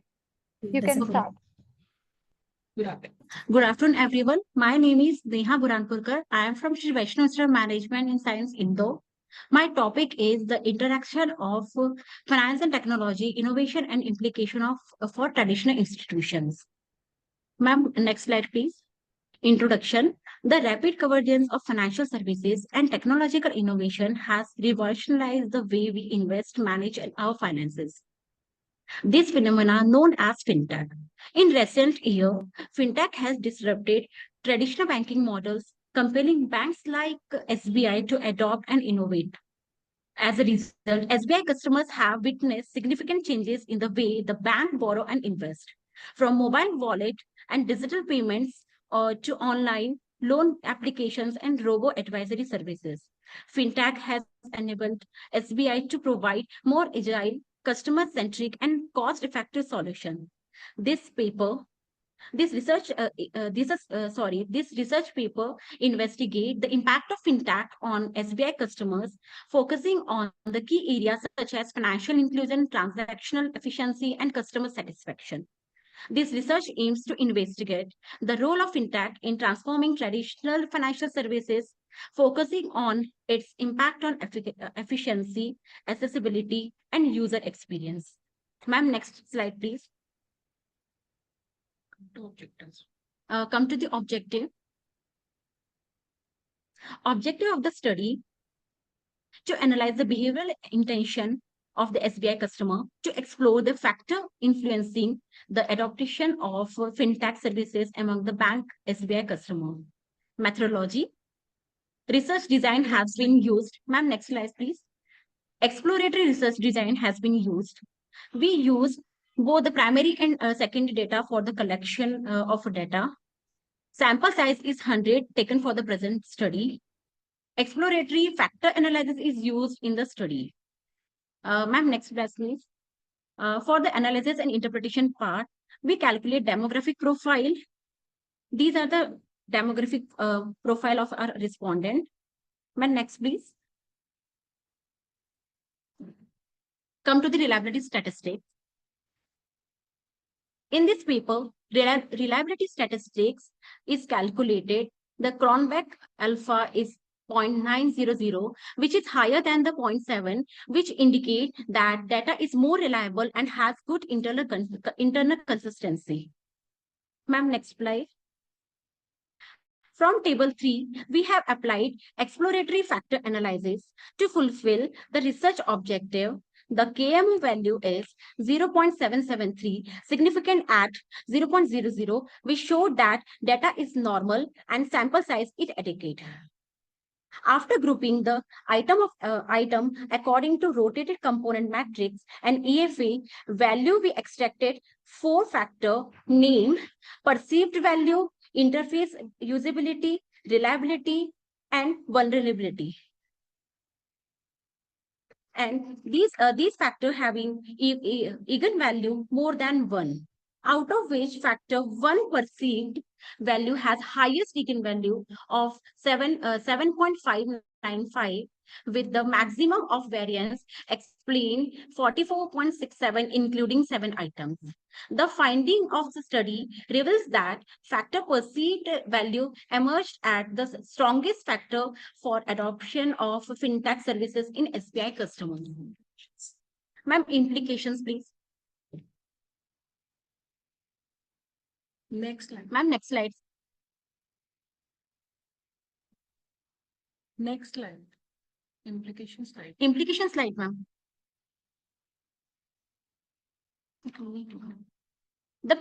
Okay. The research also has significant social and governmental implication. It can inform regulatory framework, influence policy decisions, and support government initiatives that promote fintech adoption and growth of digital economy. This research paper offers numerous benefits to the bank's customer, including an enhanced digital banking experience, increased financial inclusion, and improve the security and personalized financial services. By embracing fintech, banks and financial institutions can stay competitive, drive economic growth through the financial inclusion and enhance the customer satisfaction. Thank you, ma'am. Speaker, please. Speaker.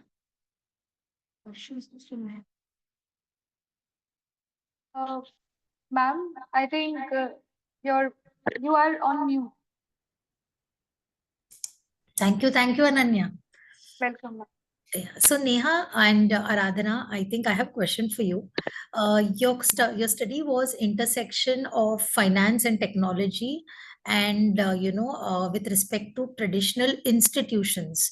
So when we say traditional institutions, are you representing that only with one State Bank of India? Yes, ma'am. For this study, we have only considered SBI customers, but in the future studies, we can take 5 to 6 banks customer. But due to the limitation of time, we have taken only customers respondents from SBI bank. Okay. So when we say it's just could we have had a nomenclature of SBI there? Because when we are saying traditional institutions, even if we had two, it would have helped. Nonetheless, I know it's just maybe bigger and more elaborate Yes, ma'am. studies Do would be agree with on it, the way. ma'am. Yes, yes. Would be on the way. Yes, One ma'am. last question. Only SBI related customers, can we extrapolate this as the universe, or do you think more studies are No, required ma'am. for Actually, this? that's the limitation of this study. No worries. I wanted to say that we have due to the time issue, we have only taken SBI customers because what I thought was that I would be easily be able to get all age groups from the SBI bank. Like other banks, other traditional bank, if we say, we could have only get respondents of like senior citizen was more there. So in SBI, I thought I would get the all the The three entire age groups. Like spectrum. Okay, good study. Thank you so much. thank you, ma'am. Thank you so much, ma'am, for your valuable insights. So before we move further, I have a request to all the participants uh, to make it quick because we have time constraints. So everybody is requested to conclude their studies as quickly as possible. So next in line, we have Mansi Jindal, Dr. Nitin Thapar, and Dr. Meenu, who will be presenting on leveraging microfinance to achieve the sustainable development goals. Good afternoon, ma'am. Am I audible? Yes, you are audible, ma'am. Okay. Over to you. Okay, yeah, ma'am. Yes. Ma'am, please try to make it quick. Yeah, sure, ma'am. Very sure. I will not take much. So, okay, respected resource person and organizers, a very good afternoon to you. I am Mansi Jindal, and topic of my presentation is leveraging microfinance to achieve the sustainable development goals. This paper is authored by Dr. Nitin Thapar, Dr. Meenu, and myself, a research scholar in RIMT University, Mandi Govindgarh. Please move to the introduction slide. So the United Nations Sustainable Development Goals objectify to achieve global well-being and sustainability by 2030 to improve equality, health, and economic growth. To achieve this, microfinance has empowered people which are more of marginalized people and enable them to invest in health, education, and small businesses. Please move to next slide.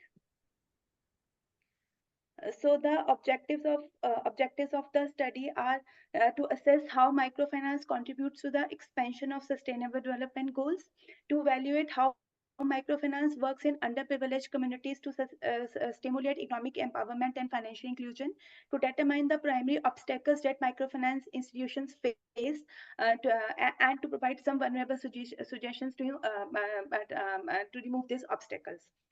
So the methodology of the study, the paper is based on the secondary data, which is taken from various management journals, newspapers, and websites.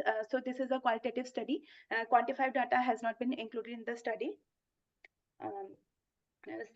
Next, the finding as a conclusion. So the study finds that the study finds that microfinance provides an impactful tool to achieve various sustainable development goals by providing opportunities of financial inclusion. But at the same time, it has to face various challenges such as high operating cost, debt risk, regulatory issues, low financial literacy rate. So the suggestions are, or the conclusion of the study is that through study concludes that diverse funding sources, digital transformation, and stronger regulations will extend the effectiveness of microfinance to achieve the sustainable goals. Thank you very much. Oh, I think that's an interesting study. Your study Thank you, was ma'am. about microfinance to achieve sustainable development goals. So, Yes, which ma'am. were the SDGs that you were talking about over here? Ma'am, these Mansi? SDGs were given by the United Nations in the year 2015, and their aim is to achieve all these. These are the 20 SDGs, and it aims to achieve this by 2030. So the various countries across the world is contributing towards their part to achieve these goals. Like India, we have Pradhan Mantri Jan Dhan Yojana, now the Pradhan Mantri this Pradhan Mantri startup mission, then stand up mission. This is all a part of. Mansi, my Yes, question yes, is, yes, you're ma'am. talking about microfinance institution and sustainable development goals. Yes, ma'am. So, Yes, are ma'am. there any specific SDGs that microfinance institutions are looking at? Ma'am, according to my paper, which I have studied so far, is that the overall challenges which as a world we are facing, like the eradication of poverty, environmental issues, climatic issues, all these things, pollution, then all these things, ma'am, these are catered more of in this sustainable development goals, and the countries all over the world are contributing their part to achieve these sustainable goals, which are given by the United Nations. And how many MFIs did you study here? Ma'am, well, this is a qualitative study, so this is basically the studies on the secondary data. So I have taken the data from the website of United Nations, from various journals and the newspapers. I haven't like personally visited any MFI. So this is a qualitative study, ma'am. Thank you so Thank you much. so Thank much, you. ma'am. Nice meeting you and hearing you, ma'am. Thank you so much. Likewise.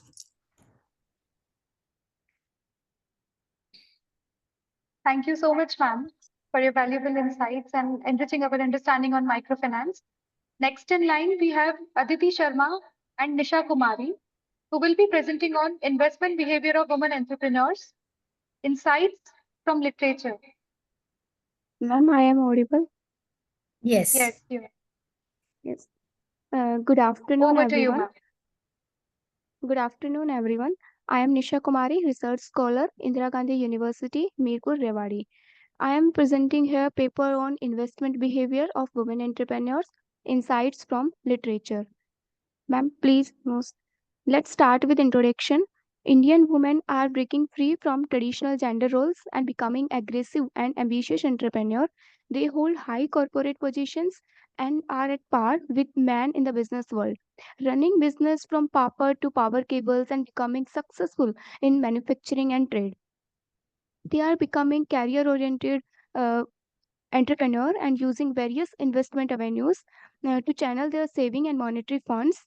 A nation's ability to grow economically depends on its entrepreneurship, and Indian government has launched various initiatives like Make in India, Invest India, and Startup India, etc. Government is also concentrating on assisting female entrepreneurs since they represent a growing portion of the global entrepreneurial ecosystem and as therefore a desirable market for the business to target with the goods and services. And running a business in the developing world is challenging but achievable. And Despite limited resources and obstacles, it can help alleviate poverty and improve living standard. And despite the challenges and Ma'am, obstacles, please try to make it quick. Please, yes, ma'am. ma'am. So the study aims to understand the attributes of women entrepreneurs towards investment and the factors influencing the use. It for uh, next, ma'am, go to the findings and conclusion slide. Next slide. Yes. So, after the review of literature, there are various factors like social factors, behavioral factors, personal factors, investment attitudes, controlling factors, and external factors. These are found from the review of the existing literature. And next slide, ma'am. So, the study found that safety and security are the top priorities for the women entrepreneurs, and future needs are important when investing in gold, silver, real estate, and debt and bonds. Well return is important in shares and mutual fund. And then country economic condition and government policy influence investment decision. Women investors have high confidence in investment decisions. They are conservative investment investors and safeguarding their principles. Uh, they avoid risk. There are behavioral biases such as risk aversion and mental accounting. And the women entrepreneurs should be encouraged to diversify their investment and recognize their financial independence and plan for the future. They should also be educated on market and capital investment for better result. Thank you, ma'am. Aditi and Nisha, you all did a literature kind of study where you put, present studies together. So how many research papers did you all go through? Ma'am, 50 to 60 paper. No, I didn't hear that. Say again. Ma'am, around 50 to 60 papers. Okay, good. But all the paper do not give the factors. Some study only based on other perspective. Fine. I'm okay, Rananya. Thank you. Good study, Nisha and Aditi. Thank you, ma'am. All right. Thank you so much, ma'am, for the presentation. Next in line, we have Khushi Sehgal and Dr. Bindhya Jyoti, who will be presenting on evaluating predictive models for profitability, forecasting, and retail finance. Ma'am, are you available? Ma'am, can you hear me? Okay, so let's move on to the next participant. Next in line, we have Chetna Rangilbhai Patel. Ma'am, do we have you in the meet? Yes, of course. Okay. So she will be presenting on financing challenges and opportunities for MSMEs in India, the role of microfinance institutions. Over to you, ma'am.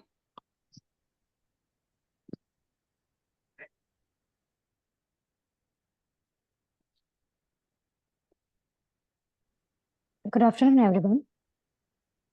I'm Chetna Patel, research scholar from VNSGU from Surat in Gujarat. The study is basically about the, hello, am I audible? Yes. Okay. The study is basically about the microfinance institutions and the MSME in India. And the MSME is considered as the micro, small, medium enterprises of Indian economy. And therefore, the next slide, please. The study objectives are the challenges of and opportunities of the MSME in India and the role of the MFIs to support the MSME and the prompting the sustainable economic growth in Indian economy. Next slides.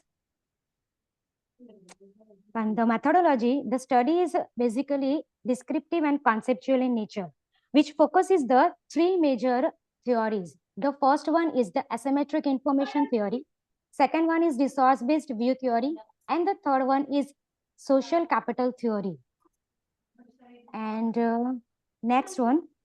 So based on these theories, the study has found the challenges of the MSME and the role of the addressing these challenges, which challenge includes the limited access of the formal credit, high cost of the credit, lack of the customized financial products, low financial literacy, inadequate access of banking infrastructure, lack of collateral and credit history, limited awareness of the financial products and government schemes, and delayed payments and cash flow issues, which actually faces the MSME in India. And how the MFI helps them. The first one is the providing microcredit. Second one is the promoting financial inclusion, supporting women entrepreneurs, additional support and capacity building, offering lower interest rates, and simplified loan applications and approval process. Here are some examples also. The next one is the opportunity available for MSME in India. So basically, MSME have vast opportunities, the global supply chain, advantages, technology, export promotions, niche Please market. conclude your studies, please. Okay, we move to the last findings and conclusions. Okay, so based on the first theory, asymmetry information, we concluded that the MFI focuses on the strong identifications with the MSME and gather the local information. And secondly, the credit worthiness of the borrower is evaluated based on the trust and dominated by the non-secure credit products. And the best example for there is the Bandhan MFI. And the second is the MFI supply the financial investment required by MSMEs to develop the innovation, extend their activities, and create the competitive advantage to support the resource-based view theory. Next, based on the social capital theory, we found that the MFIs have executed a trust-based lending system, and they have positively impacted to women entrepreneurs and marginalized sections.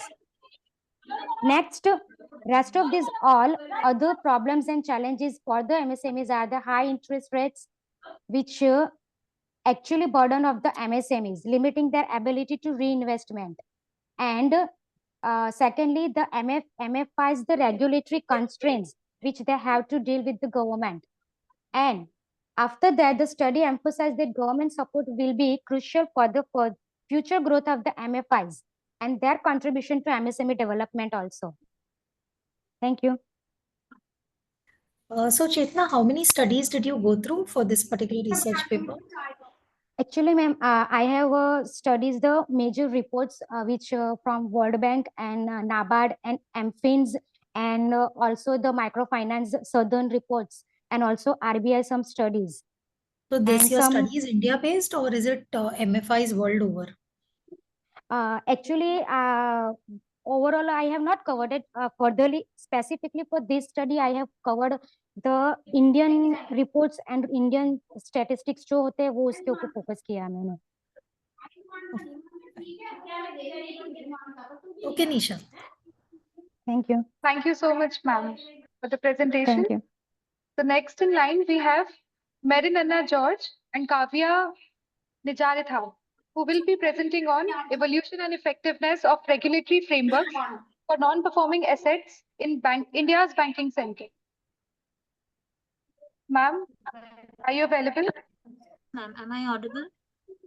Yes. Yes, you are. A very good afternoon to the resource person and to the organizers of this conference. Without wasting much time, I would like to move on to my topic.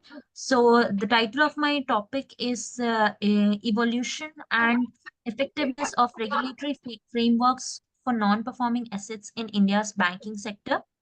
And basically, before beginning with the introduction part, I'd just like to define what the non-performing assets are. Non-performing assets are basically a loan or advance, which is considered a loan or an advance is considered as an NPA if the interest or the principal installment remains overdue for at least 90 days. So basically, it was well defined by the inclusion of the prudential norms and the Narasimham committee. The Narasimham committee defined it better. So moving on to the objectives of the study, my first objective is to examine the evolution of regulatory frameworks governing non-performing assets in India. And second objective is to study the effectiveness of policy interventions and regulatory measures introduced to mitigate the NPA crisis. So basically, my talking about my methodology, my study is completely a qualitative study, which has a descriptive research design, and there has been an in-depth examination of the historical and regulatory aspects of NPAs, highlighting how the policy interventions have influenced the stability of the Indian banking sector over the time. So, reports and publications by the Reserve Bank of India have been taken, and committees and policy recommendations have been taken as the data source of my study. Now, moving on to the findings and conclusion of my study. So, basically, the main impact of NPAs has been a high NPAs disrupt the financial stability, reduce the bank's profitability, and constrain their lending capacity, and which adversely affects the economic growth. And moving on to the regulatory evolution of NPAs, in 1985, the A. Ghosh Committee was introduced, and it proposed the health code system, which classified assets, but the subjective criteria of it made it difficult to assess the bank's actual health. And in 1991, the Narasimham Committee was introduced, and it established that the 90-day overdue rule for NPA classification, as I'd already mentioned in my introduction part. Um, and the pre-1991 issues said the lack of standardized practices for income recognition, asset classification, and capital adequacy requirements. And in 2016, the most important insolvency and bankruptcy code was introduced. Uh, and the insolvency and bankruptcy code provided a more streamlined, time-bound process for resolving NPAs. And then the Basel Committee alignment enforced income recognition, asset clarification, and the PCA framework, that is the prompt corrective action framework, which was introduced in uh, uh, 2017, set the corrective measures based on capital adequacy. And moving on to the conclusion part of my study. So India's regulatory reforms in NPA management have improved their transparency, monitoring, and accountability within the banking sector. Yet the enforcement delays and structural weaknesses in the public sector still hinders the optimal impact. So the initiatives like the prompt corrective actions and the IBC code have strengthened the oversight and expedited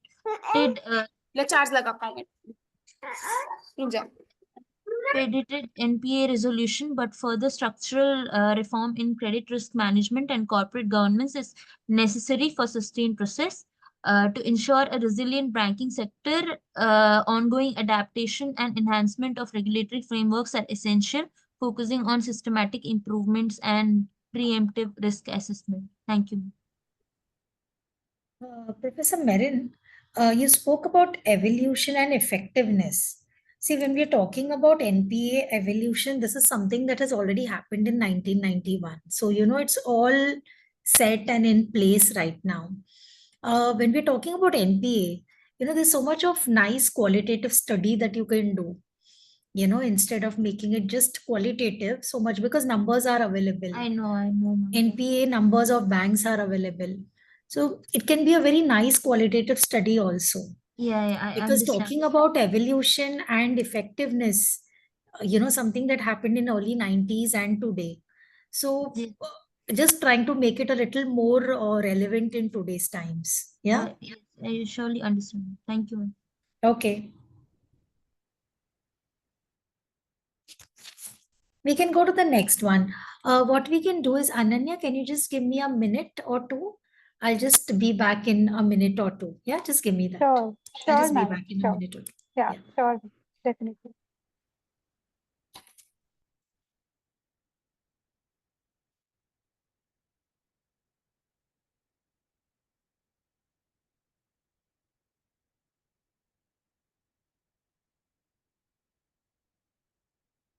Good afternoon, Ananya. Am I audible, ma? Yes, you're audible. Please tell me. This is Devi for a 28th presentation only. Just thought of checking it, ma. That's it. Okay.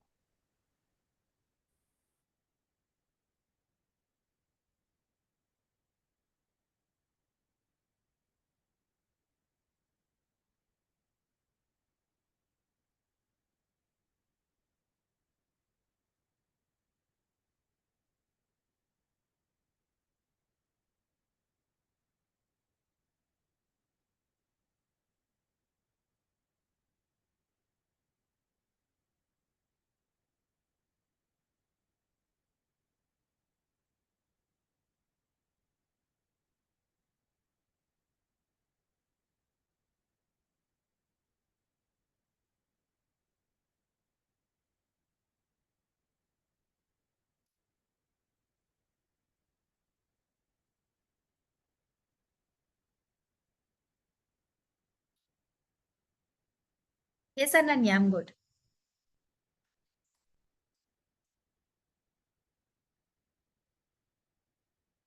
All right, ma'am.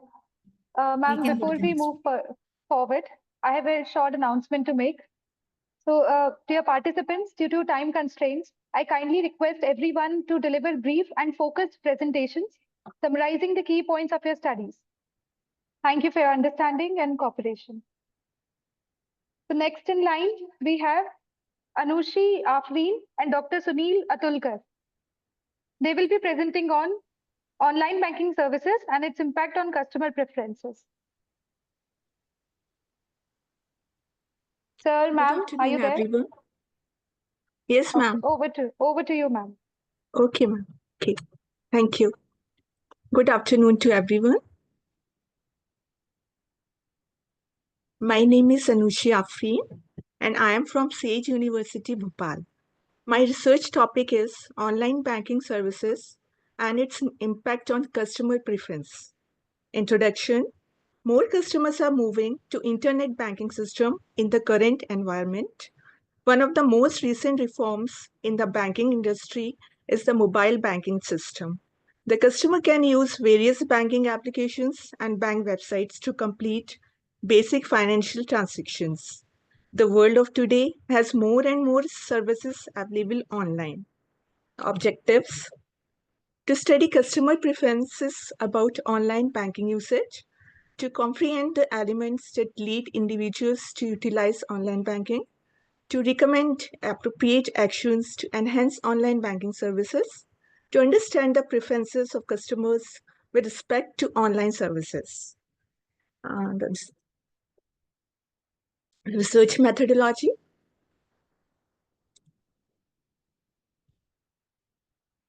Research design.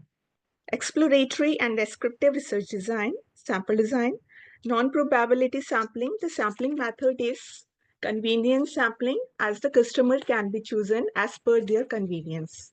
Data source.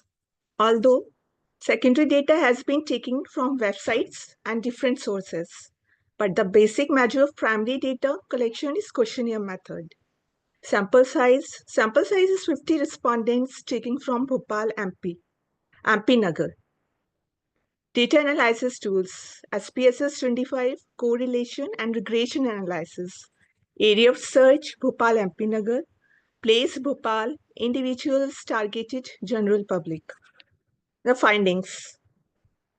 The majority of customers are extremely happy with online banking in the present day. A larger percentage of customers now use mobile devices than laptops and iPads for online banking transactions. The majority of customers choose online banking on regular basis. In the present era of online banking, the majority of customers are sufficiently aware of online banking services. Now we have conclusion. As long as there is convenience and an easier way to transact, the majority of customers are very content with online banking according to findings. The study's conclusion demonstrate that clients favor online banking services. It allows them to save time and money. According to the findings above, when it comes to digital banking, the majority of users choose mobile banking over online banking. digital payment apps, and debit credit cards. Thank you. Thank you so much.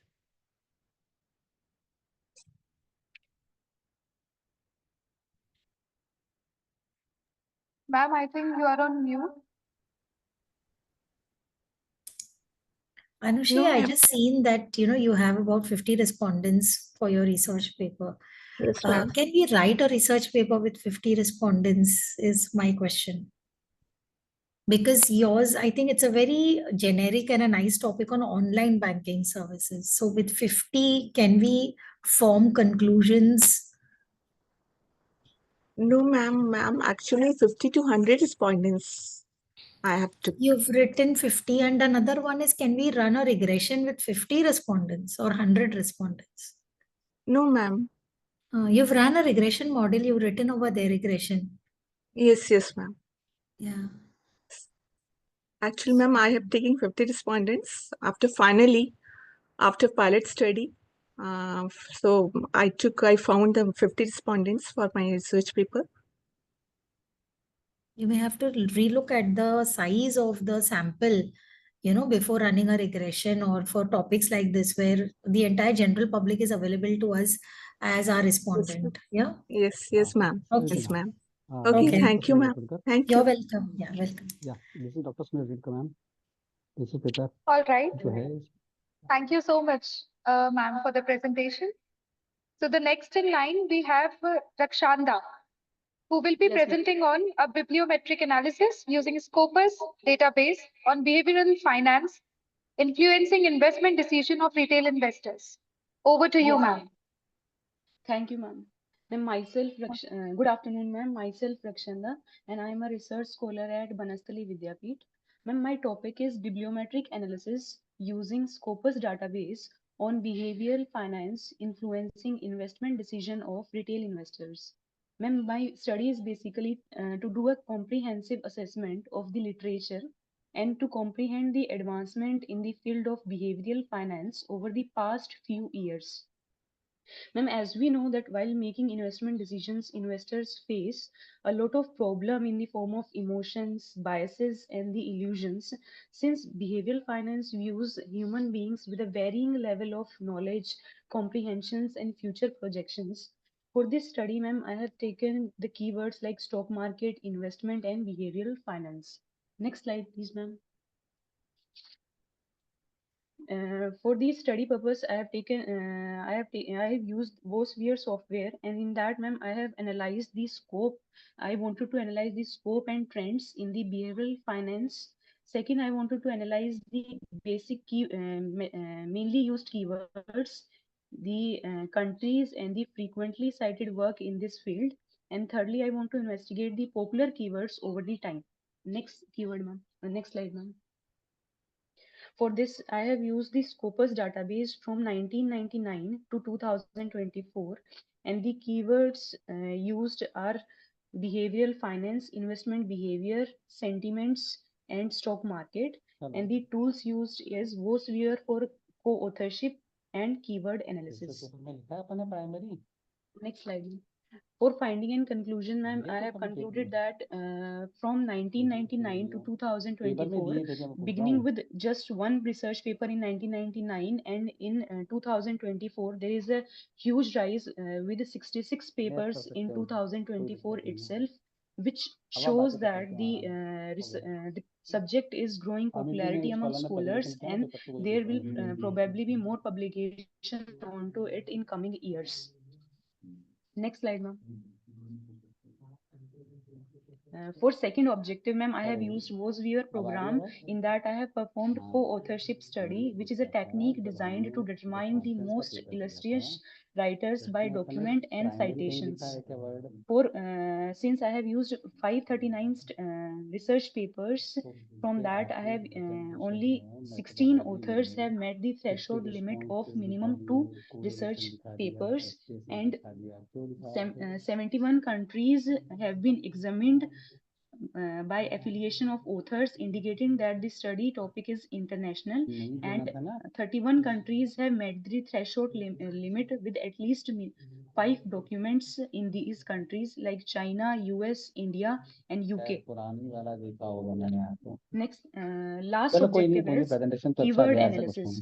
The most popular keyword found was behavioral finance with 267 occurrences, and second most prominent keyword was stock market with 100 co-occurrence and investment with 91 co-occurrence.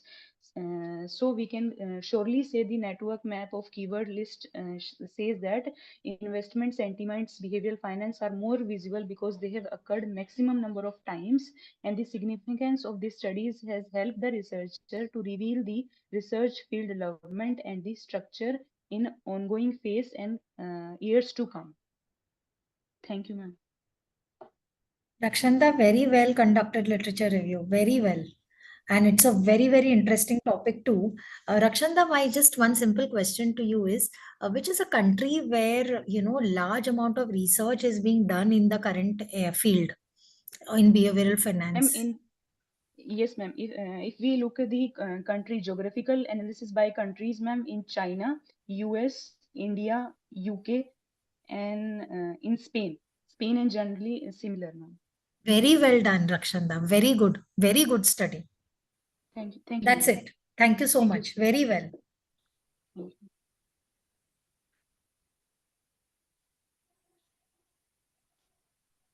Thank you so much, ma'am, for your valuable insights. Moving forward, I would like to invite Dr. Srinivasa Rao. Sir, are you available? Are you getting my voice?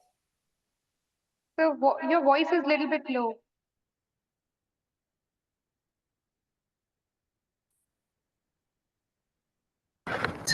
Yes, ma'am. Yes, ma'am. Now it is audible. Yes. Over to you, sir.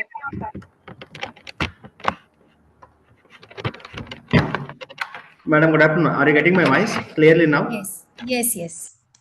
Yes, thank you, ma'am. Thank you. Myself, Dr. D. Srinivasaram. I am working as a associate professor in the Department of Business Administration, PVP Siddhartha, Vijayawada, Andhra Pradesh, ma'am.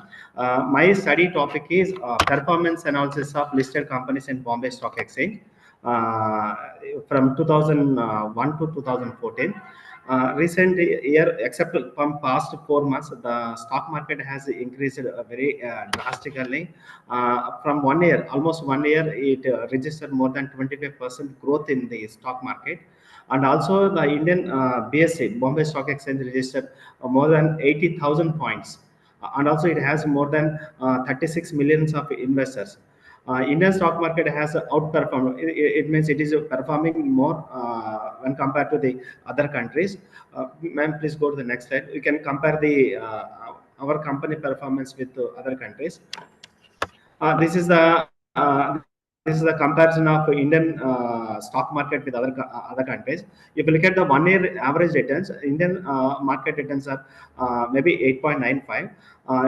From last 10 years, it was performing 10.9%. When compared to the other countries, our stock markets are performing very well. And also the next, sorry, ma'am, go to the previous slide, please, ma'am.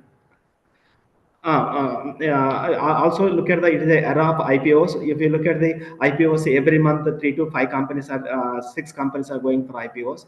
The table shows the number of companies gone for IPOs in India. My study objective is to know the performance of Indian stock market from last 3 months, and also identify the factors which are influencing the company's performance in India. These are my basic objectives. Please go to the next slide, and also next slide, ma'am. Next slide, please. This is my research methodology. I have considered all companies which are listed in the Bombay Stock Exchange. Nearly 4,239 companies are available. For my study, I have considered only 3,689 companies because the companies which are giving positive or negative returns during the last my 3 years, that only I have considered for my study. My study period is 2021 to 24. I have considered these are the variables. Sir, please conclude your studies. Ma'am, go to the next slides, please. This is my model. This is my findings. Out of 3,689 companies, the minimum returns are minus 77% and maximum returns are 7% out of 3,688 companies, 14% companies are giving negative returns, 11% companies are giving 1.1 to 10% return, 65% of the companies are giving 11 to 100% returns, more than 9%, 8% companies are giving more than 100% of returns. Ma'am, go to the next slide. I have also conducted the regression analysis. Please, next slide, ma'am. Regression analysis. Based on my regression analysis, I can conclude that there is a significant relation between my variables and returns in the stock exchange. Please go to the next slide, ma'am. Please go to the next slide, ma'am. Ma'am, next slide, please. These are the red one are the factors which are influencing the long-term performance of stock market returns in India, particularly price to earning ratio, price to book value ratio. If the company is continuously growing for last 3 months, last 5 months, which are giving more returns, and also asset turnover ratio. My conclusion is, if you want to invest in the Indian stock market, please consider the profit growth of the company, dividend yield ratio, asset turnover ratio. These are the factors which are significantly influencing the stock market returns in the stock exchange of PSA. That's it, ma'am. Thank you. Okay, that's a good study, Dr. Rao. I have one question for you.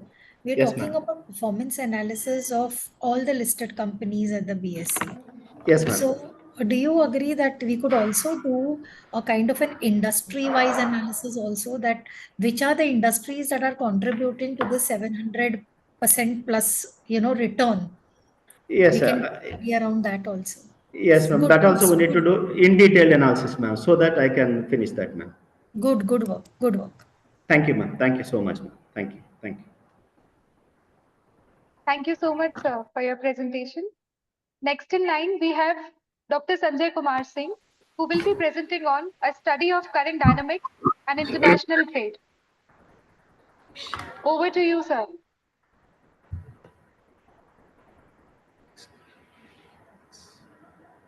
Sir, are you there? Dr. Sanjay Kumar Singh. Okay, so let's move on to the next participant. Moving forward, we have Dr. Savita Balsubramanian. Hello, good afternoon. Hello, am I audible? Yes, you are audible. Thank you very much. Yeah. Respected resource person for the session, Amity University, Madhya Pradesh, and all my fellow presenters.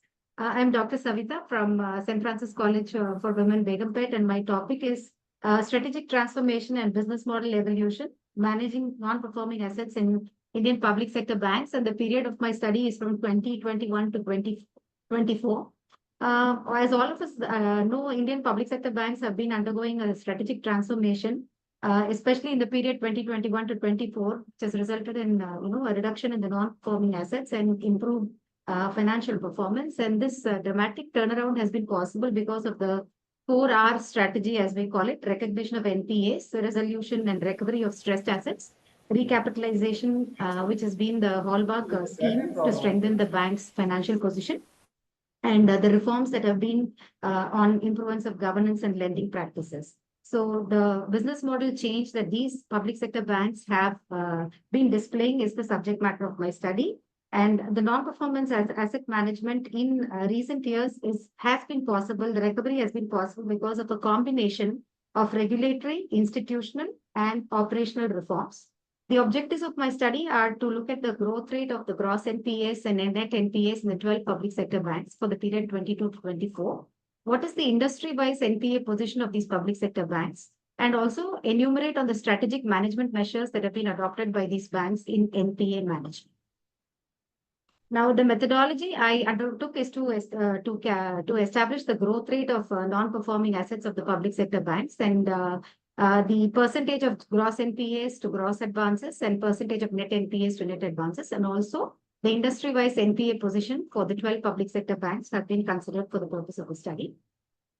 The findings and conclusions, because of the lack of time, I've summarized it, and the significant contributors to this reduction in non-performing assets for both gross and net are Bank of Maharashtra, Bank of Baroda, Indian Bank, Indian Overseas Bank, State Bank of India, and UCO Bank, where more than 50% reduction is witnessed in their GNPA and NNPA reductions. And in the loans that these banks have given to industries, I've highlighted the top 5 industries based on the Basel III reports and also the annual reports of the banks. The significant reductions have been computed. My paper has the detailed tables on this.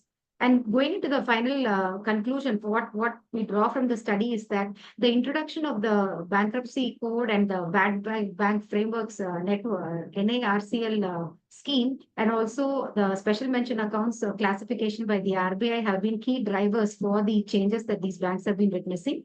They've had compliances with the SARFAESI Act as well, which has brought them into the disciplining line for credit monitoring. There have been strategic management and non-performing assets by banks through technological advancements as well. The ease reforms, the stressed asset management verticals, which have established on recoveries, are also a few measures which have gone in this direction. Finally, what we see in conclusion is that the key business model changes for these public sector banks have been enhanced recovery measures, established asset recovery branches as these banks have introduced, and also the implementation of digital solutions for credit monitoring. Thank you very much for the opportunity. One question, Dr. Savita. Yes. Have we considered all the public sector banks, all the Yes, 11? ma'am. All the 12 banks have been All the considered 11 plus yes. 1, yeah. All the And 12 individually, yeah, I have presented what each bank has done in terms of the business model evolution in my paper. So because of paucity of time, I just summed it up because there was commonality in a few, and this is what I could manage in a 5-minute presentation. No, Thank I you very understand. much. It is a Yes. challenge. A Yeah. very good paper. Thank you so Thank much, you so Dr. much. Savita. Thank you. Thank you so much, ma'am, for your valuable insights. Next in line, we have Shweta, who will be presenting on attracting global investors and travelers, the strategies and opportunities in India's investment tourism arena. Good afternoon. Ma'am, are you there? Yes, ma'am, I'm available. Over to you, ma'am. Thank you, ma'am. Good afternoon, ma'am. Myself, Shweta, and my co-presenters are Shweta A and Nivita VL. We are from MOP Vaishnav College, Chennai, and we are going to present a paper on the topic attracting global investors and travelers, strategies and opportunities in India's investment tourism arena. So our introduction is to make India a developed nation by 2047, because India has the potential of rich cultural and heritage, which attracts the global interest, and our focus areas are to make tourism a sustainable and infrastructural upgrades and partnerships globally, and our community empowerment and investment growth with India. And our balance is goal is to balance the economic growth with social and environmental responsibility to achieve the developmental goals. So objectives are to propose targeted strategies for Indian businesses to attract the global investors and travelers in the investment tourism sector with the vision of a developed India by 2047, and to assess the potential socio-economic impacts of these strategies on local communities, highlighting their role in fostering the sustainable development. So these are the objectives of the study. Over to Shweta. When it comes to methodology, we used a mixed methods approach for the study. Under primary data, a structured questionnaire with 152 responses using a dichotomous scale was analyzed using Excel and R programming. For secondary data, insights were gathered from the Ministry of Tourism's official website. These methods ensured robust data collection and analysis, enabling us to identify key areas for growth. Through primary data analysis, we found that the growth focus should be on infrastructure development, sustainable practices, and enhanced hospitality services. Over to Nivita. Can you please change it to next slide, please? Using the secondary data, we explore the existing practice like Pradesh Darshan 2.0, Prasad Scheme, and National Strategy Scheme for promoting the rural homestay. Based on these highlights, we propose the targeted strategies under sustainable development, hospitality services, and infrastructure development. All three have two proposed strategies. In the sustainable development, the first one is community-based tourism incubator, which talks about empowering the local communities to manage the tourism for promoting the sustainable sustainable local economy. In the second one, it is about eco-technology hub, that is to develop eco-technologies with the institution to position India as a leader in eco-tourism. In the hospitality service, the first strategy talks about showcasing the local cuisine through the festival for boosting the local economic community. The second strategy talks about modernizing the rural homestay with smart tech and online presence to enhance the guest experience. In infrastructure development, the first strategy talks about the pilgrim sites with AR and VR technology to engage tech survey travelers. The second strategy talks about fostering the public-private partnership and to develop infrastructure and to train communities for growth and quality services. Over to Shweta. For answering the second objective, that is to assess the political socio-economic impacts, when implemented, these strategies will have significant socio-economic benefits. Please conclude your findings. Yeah, including job creation, particularly for youth and women, community development, positioning India as a global leader in sustainable tourism, long-term economic growth. To conclude, our research highlights the immense potential of investment tourism in aligning with India's Vision 2047. By implementing these proposed strategies, India can drive sustainable development, foster community resilience, and enhance its global tourism standing. Thank you. So Shweta, was this a secondary data or was it primary data? We use both primary data and secondary data, ma'am. For the first objective, to know the key sectors, we use primary data. And then by exploring tourism management website, we explored Swadesh Darshan and a lot of schemes and post-targeted strategies. So who were your respondents for the primary data collection? Since we are from MBA background, like our college students, mostly PG students and faculties with the respondents. Okay. Okay, I'm good. Thank you, ma'am. Thank you. Thank you so much, ma'am, for the presentation. Moving forward, I would like to invite Dr. L.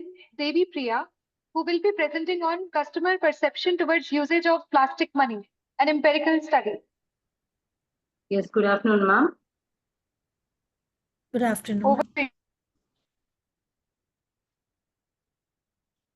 I'm waiting for the presentation to be highlighted, ma'am.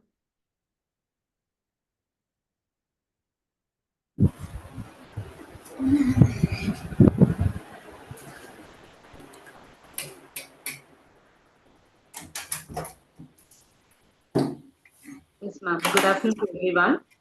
My study is based on, the topic of the study is customers' perception towards usage of plastic money, an empirical study based on cervical model.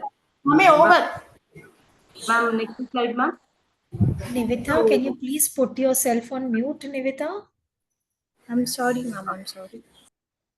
Okay, ma'am. I'll start with the basic introduction.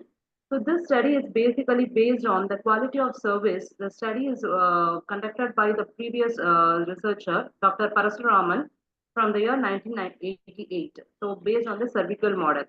So moving towards VIKSIT BHARAT 2047, the communal to move towards a cashless economy in the banking and the financial sector. Based on that, usage of plastic money, based on that, the study has been conducted. Next slide, please. So the objectives of the study are to analyze the customer satisfaction on usage of plastic money using cervical model, to measure the service quality gap that corresponds to cervical dimension, to examine the perceived and expected service among the customers in usage of a plastic cards. Is funny. So the methodology adopted for the study is the researcher here. I have identified around 15 zones through the Corporation of Chennai website and collected the data using the questionnaire in order to analyze the customer's perception towards plastic money usage and the quality of a service provided by the banks. So in order to identify the factors of consumer perception, previous slide itself, ma'am, consumer perception towards usage of plastic money, the researcher intended to identify the normal distribution of 30 variables in 5-point Likert scale. So here we have applied, I have applied exploratory factor analysis followed by linear multiple regression analysis along with KMO and Bartlett's test of sphericity for normality. Next slide, the findings, the major findings alone I'd like to highlight. Like the KMO and Bartlett's test of sphericity are statistically significant at 5% level. And the 30 variables are grouped into usage benefits, usage threats, awareness, cashless economy, and future of plastic money. So by using the multiple regression analysis, it clearly indicates that plastic money versus all these 5 factors are statistically significant in influencing the overall service quality. So the usage of plastic money depends on the quality of service provided by the banks. Especially it depends like how the service is rendered to the customers. And then 50% of the respondents agree that the banks are providing quality service, whereas remaining 50% of the respondents disagree for the same. So the future perception of plastic money is based on the turning digitalized and they are making the economy as cashless economy in order to achieve the motto of our country. Next slide, please. The major suggestions are customers' expectations should be prioritized. Ma'am, please try to make it quick. Yes, of course. Customers' expectations should be prioritized by the banks. And efficacious orientation should be provided to the customers so that they stick on towards the particular bank. And the positive aspects like customers feel that the plastic card usage and the online transactions, everything are found to be very transparent and accountability. Whereas the digital secrecy has to be maintained by customers. Conclusion slide, please. At an outset, as our economy is progressing towards VIKSIT BHARAT 2047, banks in the digital era plays a major role in improvement. This was there in the future, as there in the past as well as in the future too. We expect the same. So we would eventually change if the bank doesn't offer service quality. Customers habitually choose other banks if the customer's expectation is not met out. So even now in the electronic era, we prefer the dimensions like tangibles, reliability, empathy, assurance, and responsiveness. So the final objective based on that, the customers expect the banks to focus on the service quality dimensions based on the cervical model. Yes, ma'am. Thank you. What was your sample size, Professor? My sample size is 250, ma'am. Okay. Your title says customers' perception towards usage of plastic money. It does not talk anywhere about satisfaction. And your entire study is using sequel model. So how do you justify the title with the... I see towards the customers, it is a qualitative data. So I see about like how the customers give their satisfaction level based on that, whether it is satisfied or not. So perception and satisfaction. So customers' perception towards usage and sequel model. I don't know. There is some kind of mismatch there. You can look into it. Yeah. Okay, ma'am. I'll try to see towards it. Yes, Thank you, ma'am. yes. Okay. Thank you so much, ma'am, for the presentation. Next in line, we have Prateek Khanna. Sir, are you there in the meet?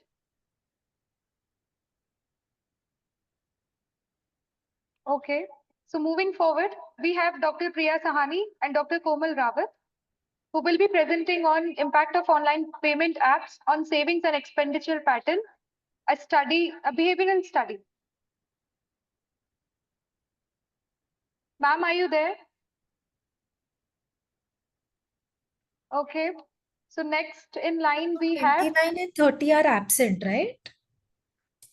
Right, ma'am. Okay. Okay. So next in line, we have Manisha Sarvalia and Dr. V.M. Tripathi. Yes, ma'am. Ma'am, Yes, sir. ma'am. Okay. Over to you, ma'am. Thank you so much, ma'am. Good afternoon to one and all. I'm Manisha Sarvali, a research scholar in a graphic era Hill University. My topic captures the focuses on self-help group, sustainable livelihoods, the role of the Deen Dayal Antyodaya Yojana, National Livelihood Mission Scheme, and the study analysis of income generation, skill development, and empowerment with the vulnerable communities in Uttarakhand.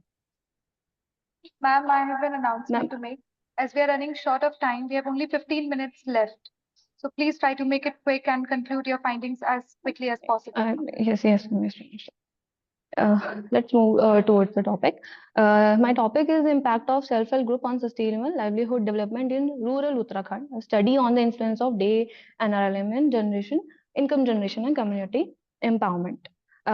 This study is done to exactly know how the day NRLM has played a crucial role in transforming the livelihoods of self-help groups in Uttarakhand. The program goal is to assist the rural poor members into self-help group in establishing non-agriculture village level businesses. With support of day NRLM, now towards the objectives. First objective is to assess the impact of self-help group on income generation and community empowerment. Second, to evaluate the effectiveness of Deen Dayal Antyodaya Yojana, National Livelihood Mission.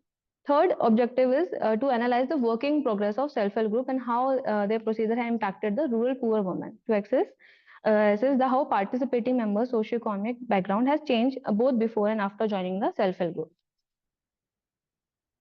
Methodology and both primary and secondary data sources are utilized to make a more impactful research. Mixed method approach is used for data collection, qualitative and quantitative. Under this survey and financial records analysis have been done.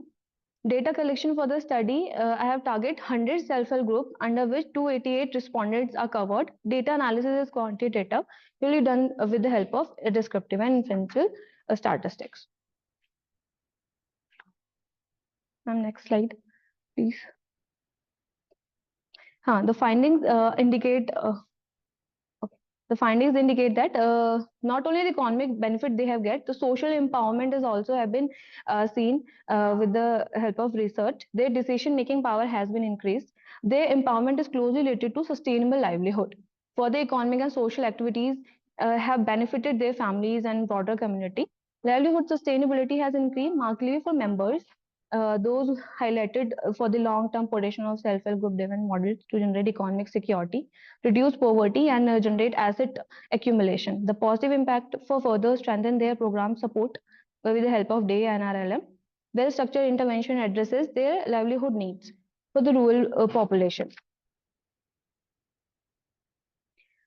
Conclusion, the study confirms that self-help group with the support of DAY and RLM have transformative impact on income generation with the help of sustainable development in rural Uttarakhand. This model offers a practical framework for poverty alleviation, economic growth and grassroots level by enhancing their financial inclusion that provides the livelihood options and fostering the social capital. The success of self-help group in Uttarakhand serves as a model for similar regions, advocating the expansion initiative and effective pathway for the rural development and community empowerment across the country. Thank you so much, ma'am. Manisha, were you able to get literature review for the NRLM program? Yes, ma'am. You were able to get. So was it specific to Uttarakhand or you could spread no, ma'am, this other states also. Other states also. Yes, ma'am. Other countries also, like microfinance. Were they the hilly states or? No, ma'am. Plains areas also, and I have also covered the Bangladesh. Okay. Yes, ma'am. Good work, Manisha. Very good work. Thank you so much, ma'am. Okay. Thank you so much for the presentation, ma'am. Next in line, we have DS Shubhashri, Vaishnavi A. Raj, and Dr. Sharon Valamarthi. Over to you, ma'am. Good afternoon, everyone. I, Vaishnavi A. Raj, along with DS Shubhashri and our guide, Sharon ma'am, from Christ University, Bangalore, are here to present our paper on empowering customers, influence of AI on customer experience in banking sector. Coming to the introduction, AI is in all the sectors. It has impacted banking sector as well. Now, as of now, AI is being used for customer support, loan transactions like fraud detections, regulatory compliance, and also personalized services like investment plans. But given all those things, there is a limitation wherein the there is a trust issue, privacy and security concerns are there. There is a lower rate of adoption in Indian banking sector only due to the privacy and ethical concerns. So the integration is still in the process. Next slide. The objectives of studies are to assess the relationship between AI usage in the customer experience in banking, exploring the effects of AI awareness, support, security, privacy on customer trust, analyze the customer support experience and data protection concerns. Next, moving on to methodology, we have used a quantitative study via structured questionnaire targeting customers who have interacted with AI bots or any kind of AI service. The questionnaire included Likert scale questions and also dict autonomous questions. And we collected data from almost 230 respondents via Google form, but only 221 respondents were usable. And the respondents were mainly from Bangalore itself, and from the age group of 18 to maybe 30. The tools used is SPSS for regression. We have run R model summary and ANOVA to understand the impact of our independent variables, that is awareness, support, and security, privacy on customer experience, which is a dependent variable.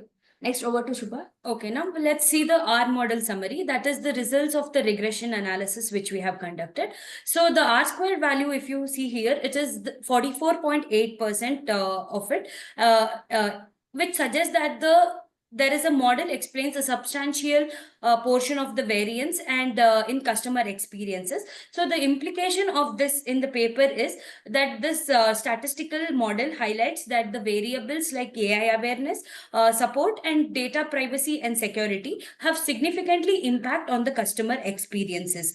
So next slide. Next is ANOVA table. So this is, if we see, the F value is 56.912 and the P value here is less than 0.001, which signifies that the model please is very... try to make it quick and please come to the conclusion. A robustness, and this shows a high model fit here. So the implication of this is shown as one independent variable such as mentioned earlier, like awareness, support, and security and privacy.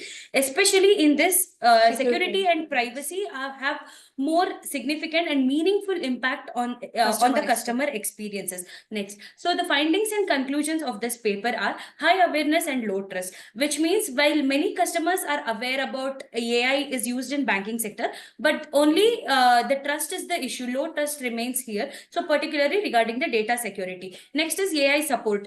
People use AI chatbots and other tools for engagement, but human empathy and emotions are missing here. That's one finding. And next is security and privacy. This is one of the critical point factor that impact on the customer satisfaction and trust in the banking sector. And next is customers still now prefer inhuman interaction with the complex situations or cases, and not AI solutions they recommend. This is what our presentation is. Thank you. So when we say impact of AI, so I think empowering customers, influence of AI, what are the parameters that you all have looked at when we say AI? Ma'am, are the customers aware that AI is being used? Like, is there awareness? No, but AI means what for you in banking? What does AI mean? Like chatbots and helping during the services, like personal... In the back end also, ma'am, like for the loan processing or fraud detection, their CIBIL score, like based on that, the loan will be approved or not. Like, are they worthy, like credit worthy or not? Such things. And also the AI implementation is in process. It's not like all the banks have done. We have understood that only private sector banks are actually ahead in AI implementation rather than the public sector banks. So these 288 respondents of yours were spread across all types of banks, public, private, and foreign? Yes, ma'am. All type of banks. All of them. Okay. Yes, ma'am. Okay, good. Thank you, ma'am. Thank you so much for the insightful presentation. Moving forward, I would like to invite Divya, who will be presenting on navigating user concerns in UPI, a cluster approach towards performance, quality, and security in sustainable finance practices. Good evening, ma'am. One more thing. We have only 10 minutes, so please try to conclude your findings as quickly as possible. Fine, ma'am. Thank you. Good evening, everyone. I'm Divya, research scholar from Lead College of Management, Palakkad, Kerala. My research topic is navigating user concerns in UPI, a cluster approach towards performance, quality, and security in sustainable finance practices. Ma'am, next slide, please. So the Indian economy is moving from cash to digital payments, with UPI leading as a trusted, user-friendly platform. UPI success is gaining attention worldwide as a model digital payment system. As UPI grows, understanding different user needs is essential for sustained engagement. So this cluster analysis, it is making the users into 3 segments. The objective was to identify distinct segment of UPI users based on performance, quality, and security concerns, to analyze the influence of performance seekers, security concerns, and quality adherence on the clustering of UPI users, to provide insights into the characteristics of each cluster and suggest tailored strategies for enhancing UPI continuance intention based on user-specific needs and concerns. Please, ma'am. Next slide. So the population is youth from Ernakulam, Kozhikode, and Trivandrum districts, and the sample population is 463. We used frequency analysis, one-way ANOVA, post-hoc analysis, and cluster analysis. Next one, ma'am. Ma'am? Yes.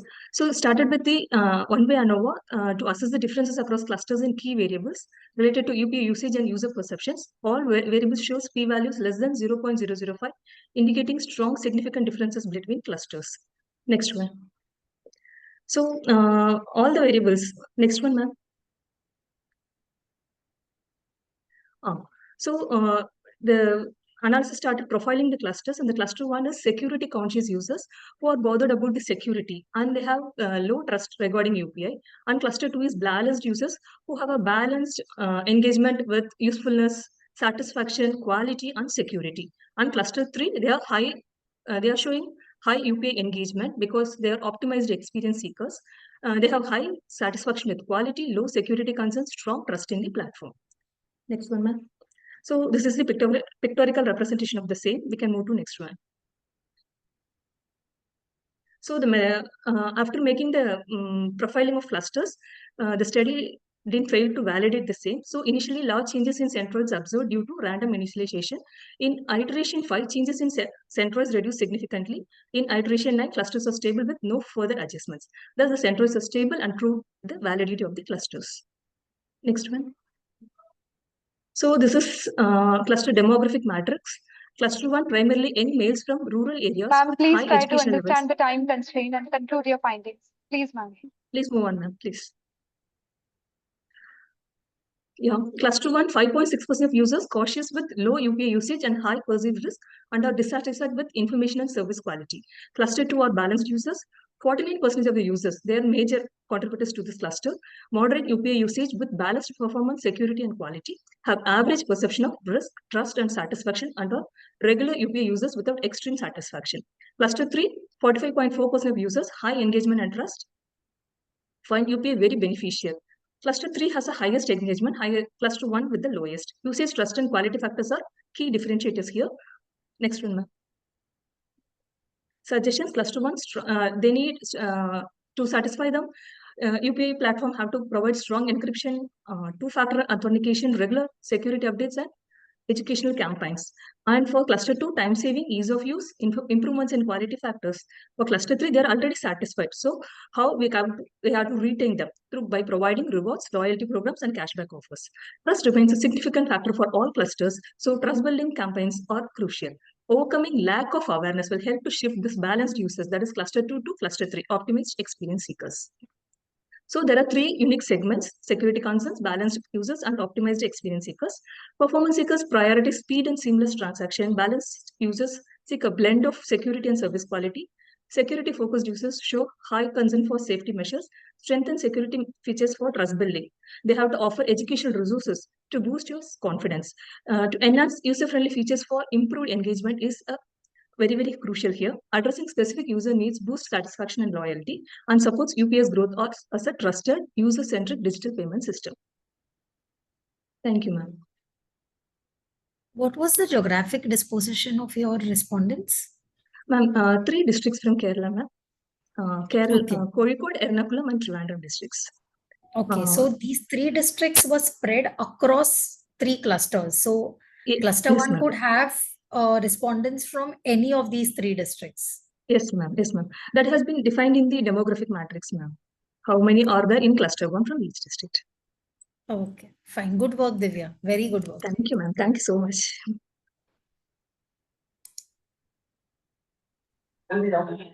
Thank you so much for the great presentation. Next in line, we have Mayank Sharma.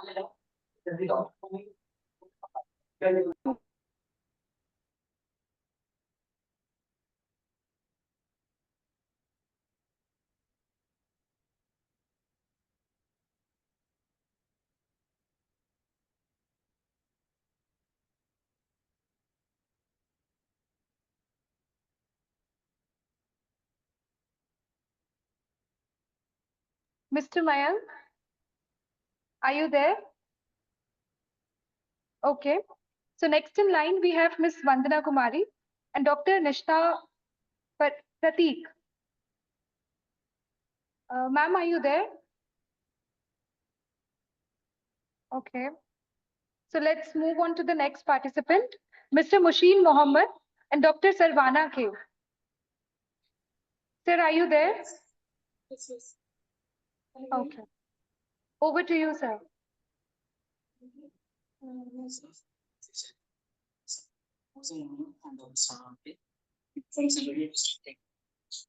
Our topic is CSR disclosure and growth performance in India.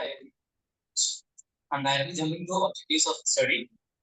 To identify the relationship between CSR disclosure and performance in India, the study aims to determine if there is statistically significant correlation between CSR disclosure and the company's financial performance. Second objective is to analyze the impact of various factors on performance. Shall I continue?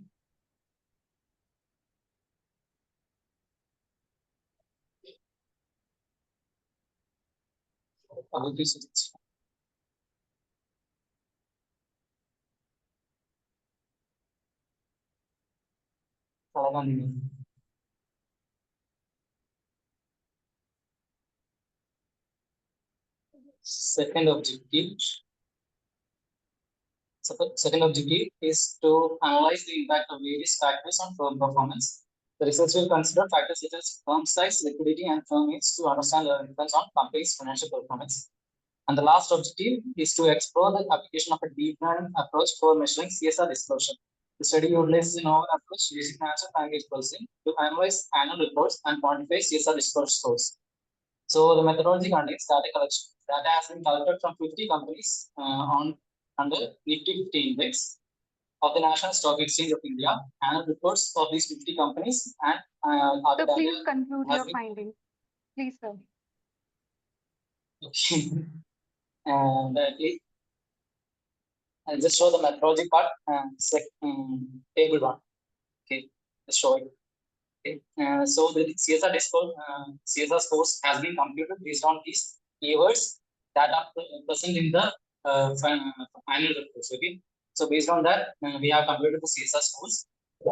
Our regression results are shown in the table 3, it is not the regression results is such as there is a positive relationship between CSR disclosure is not statistically significant as the set score and p-value is not variable. Our final findings. The study findings says that CSR disclosure may not always directly translate into immediate profitability enhancement. It can contribute to long-term benefits for firms. The benefits of CSR may not be immediately reflected in financial metrics like return on asset, as they often involve intangible aspects such as risk reduction, reputation enhancement, and stakeholder engagement. Future research can explore the long-term benefits of CSR disclosure, considering factors such as industry-specific differences and the impact of CSR on various stakeholders. The study highlights the importance of a holistic approach to CSR and its potential for both social and financial contribution. Thank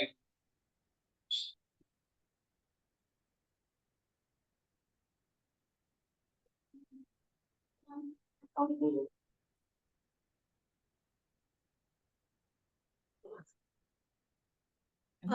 Mushin, today CSR disclosures are mandatory for all listed companies, right? So then I mean, how would you justify your study when we are saying that CSR disclosure and firm performance? Are we saying that those who are having a good, CSR related activity are the ones who are performing well in India? Are we saying that?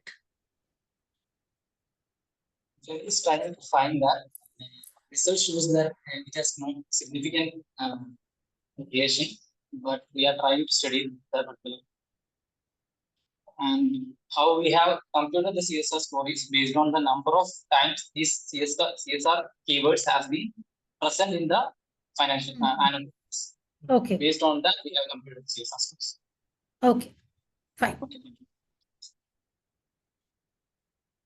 We can go to the next one. Sure. Thank you so much for the valuable presentation. Now, up next, we have Sunanda Das, who will be presenting on investment tourism and global investment. Yeah, am I audible to all of you? Yes. Yes, you are. Should Ananda ma'am, please you kindly open the slide which I have given to you. Yes, opening.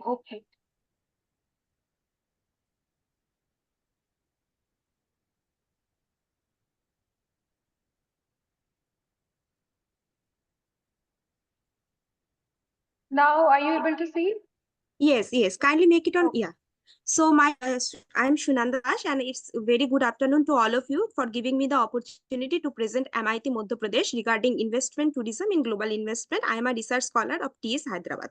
So in investment tourism in global investment, what I want to mean through that, that is, so first thing that I want to involve within that through the process of tourism, we will be able to improve our skill, as well as it's interrelated with our lifestyles also. Tourism can develop community. It helps to enhance opportunities. It helps to move one place to another place, one country to another country. Global investment, in addition, unequal distribution of resources can be reduced through the process of tourism. And we can also, from the poetic lines, we can also compare tourism also, coconut also. Moving to, and tourism, according to Smith, when we talk about tourism, there is a chemistry. And what is the chemistry? The chemistry is that T is equal to L plus I plus M. That is tourism, which has mentioned by Smith in 1989. Now, aims of the study. So what are my major aims of the study? My major aim of the study is that deficiency, discount incomes, then poor and poor travel. My next objectives, including development of terror job. Next objectives, travel influence to weather alteration. That means we are moving one place to another place. It helps to enhance our creativity, our skill, our economic development also connected with that. But there are so, ma'am, please come to my aims and objectives. But there are so many things which is connected with tourism, and that is weather alteration. Another thing, consequences of disasters of inventive tourism. There are consequences. Ma'am, please try to conclude your findings. Moving to the next slide. Methodology. So for this present study, I have taken methodology, and that is based on secondary data, and that data is qualitative method, that is document, that is based on descriptive analysis. When we talk about descriptive analysis, the meaning of descriptive analysis is that data collection, data cleaning, data organization, calculating cultural tendency, calculating variability, data statistics, interpreting results. So here I have mentioned through this graph, Excel graph, international statistics based on tourism. So to this graph, what we are able to see? We are able to see the data of Japan, UK, and Asia. 1995 to 1992, how many people have traveled those countries to another countries? So here, when we talk about tourism, it will help to enhance our, it's like it's connected with our life, it's connected with our day-to-day life. And when we discuss about tourism and methodology and all kinds of things, it not only discuss about our lifestyles, unequal distributions of power, unequal distributions of resources, unequal distribution of skills, and all those things it reflects. So this was my study. And when we talk about global tourism, that means how many people are rushing from this place to, from rural to urban and urban to rural, where the parts of localization and all kinds of things are connected with that. Thank you for patience listening. Dr. Sunanda, Professor Sunanda, this is a qualitative study or a quantitative study? Yeah, this study is Sorry? based on, yes. Well, am I audible to you? Is Yes, it a you are qualitative? audible. Ma'am, am I? Yes. This study is quantitative based. Yes, this study is based on secondary data, quantitative method, and descriptive analysis. Okay. Thank you, Professor Das. Thank you. Thank you, ma'am. Thank you so much for the insightful presentation. Next in line, we have Dr. Surbhi Tiwari. Dr. Surbhi, are you there with me? Yes. Is I audible to you? Yes, you are audible. Over to you, ma'am. I don't have Surbhi's name with me. Huh? In the sheet, there is no Surbhi's name with me here. I Ma'am, just have actually, we have added it in the last. So I will send you the details of Dr. Surbhi. I'll take it from here, no worries. Yeah, madam, may I continue? Is I audible to you, ma'am? Is Yes, I yes. audible? Audible. Yes. Okay. Yeah, I'm Dr. Surbhi Tiwari. Yes, I'm yes. assistant professor. Yes, ma'am. A very good afternoon, ma'am. All the faculty members, coordinators, I would like to congratulate you for this conference. And my topic of presentation is role of green financial services in the VIKSIT Bharat. So I will not take your much of time. Green financial services are related to the green bonds, which are the investment made into the sustainable infrastructure projects. They are designed to finance the environment and climate related projects, renewable energy projects, sustainable transportation, eco-friendly agriculture, and e-friendly infrastructure project. Next slide, please.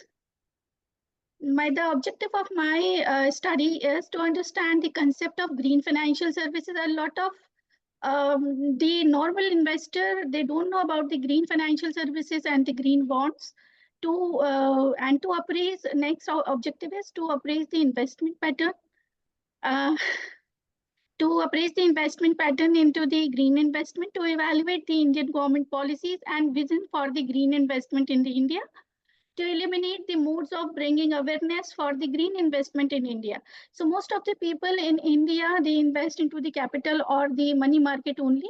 So they don't have any idea how to invest, and they even don't know about the investment into the green sustainable projects, and they don't know about the green bonds. So this is a secondary database study, and basically, I chosen this subject to make the awareness for the green investment, renewable investment project. And for the finding and conclusion, I would like to conclude that India is in these kind of project from 2007.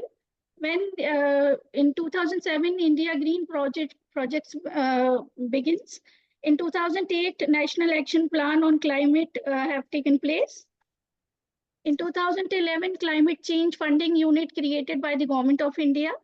In 2012, Sustainability Disclosure Standard formed by the Government of India. And in 2015, post-Paris Agreement took place for these kind of investment pattern, and so on. In 2020, hydropower dominance and global renewable capacity contract taken by the Government of India. And on so the Dr. findings Surbhi, and yes, ma'am. Okay, now please carry on. Please carry on. No, ma'am, please, you can ask. No, you carry on. You finish your presentation. I have not. Okay. So in finding and conclusion, I have just given the initiative taken by the Government of India for the to enhance the green bonds and the green investment into the in the country, and to make the customer awareness regarding this. Only the banks and NBFCs are not allowed to jump into the green bonds and investment. So first of all, in 2000, India, Yes Bank was the first private bank who raised the capital of 1,000 crore. In March 2015, Exim Bank of India issued 5-year green bonds to the, and this was the India's first dollar-dominated green bonds. Axis Bank issued India's first internationally listed and certified green bonds.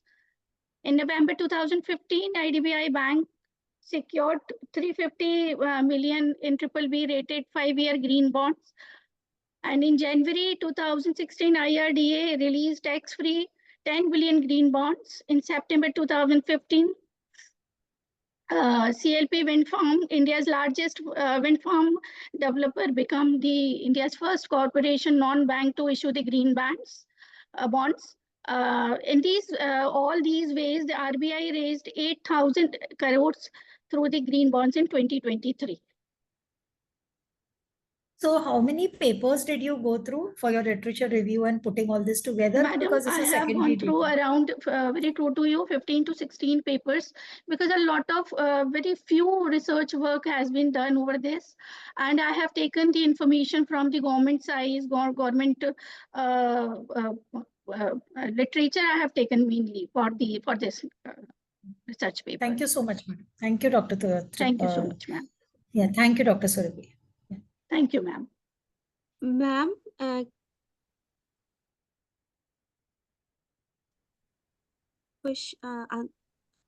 just want to tell you one thing. That time you had asked me the question that for this study data, ma'am, I have done qualitative method document analysis and quantitative method descriptive and international statistics. I forget to say. Okay. Thank you so much, Das. Thank you. I, Trapti Narvaria, as we come to the conclusion of this track 1 of 11th International Conference, I would like to deliver the vote of thanks on behalf of Amity Business School, Amity University, Madhya Pradesh.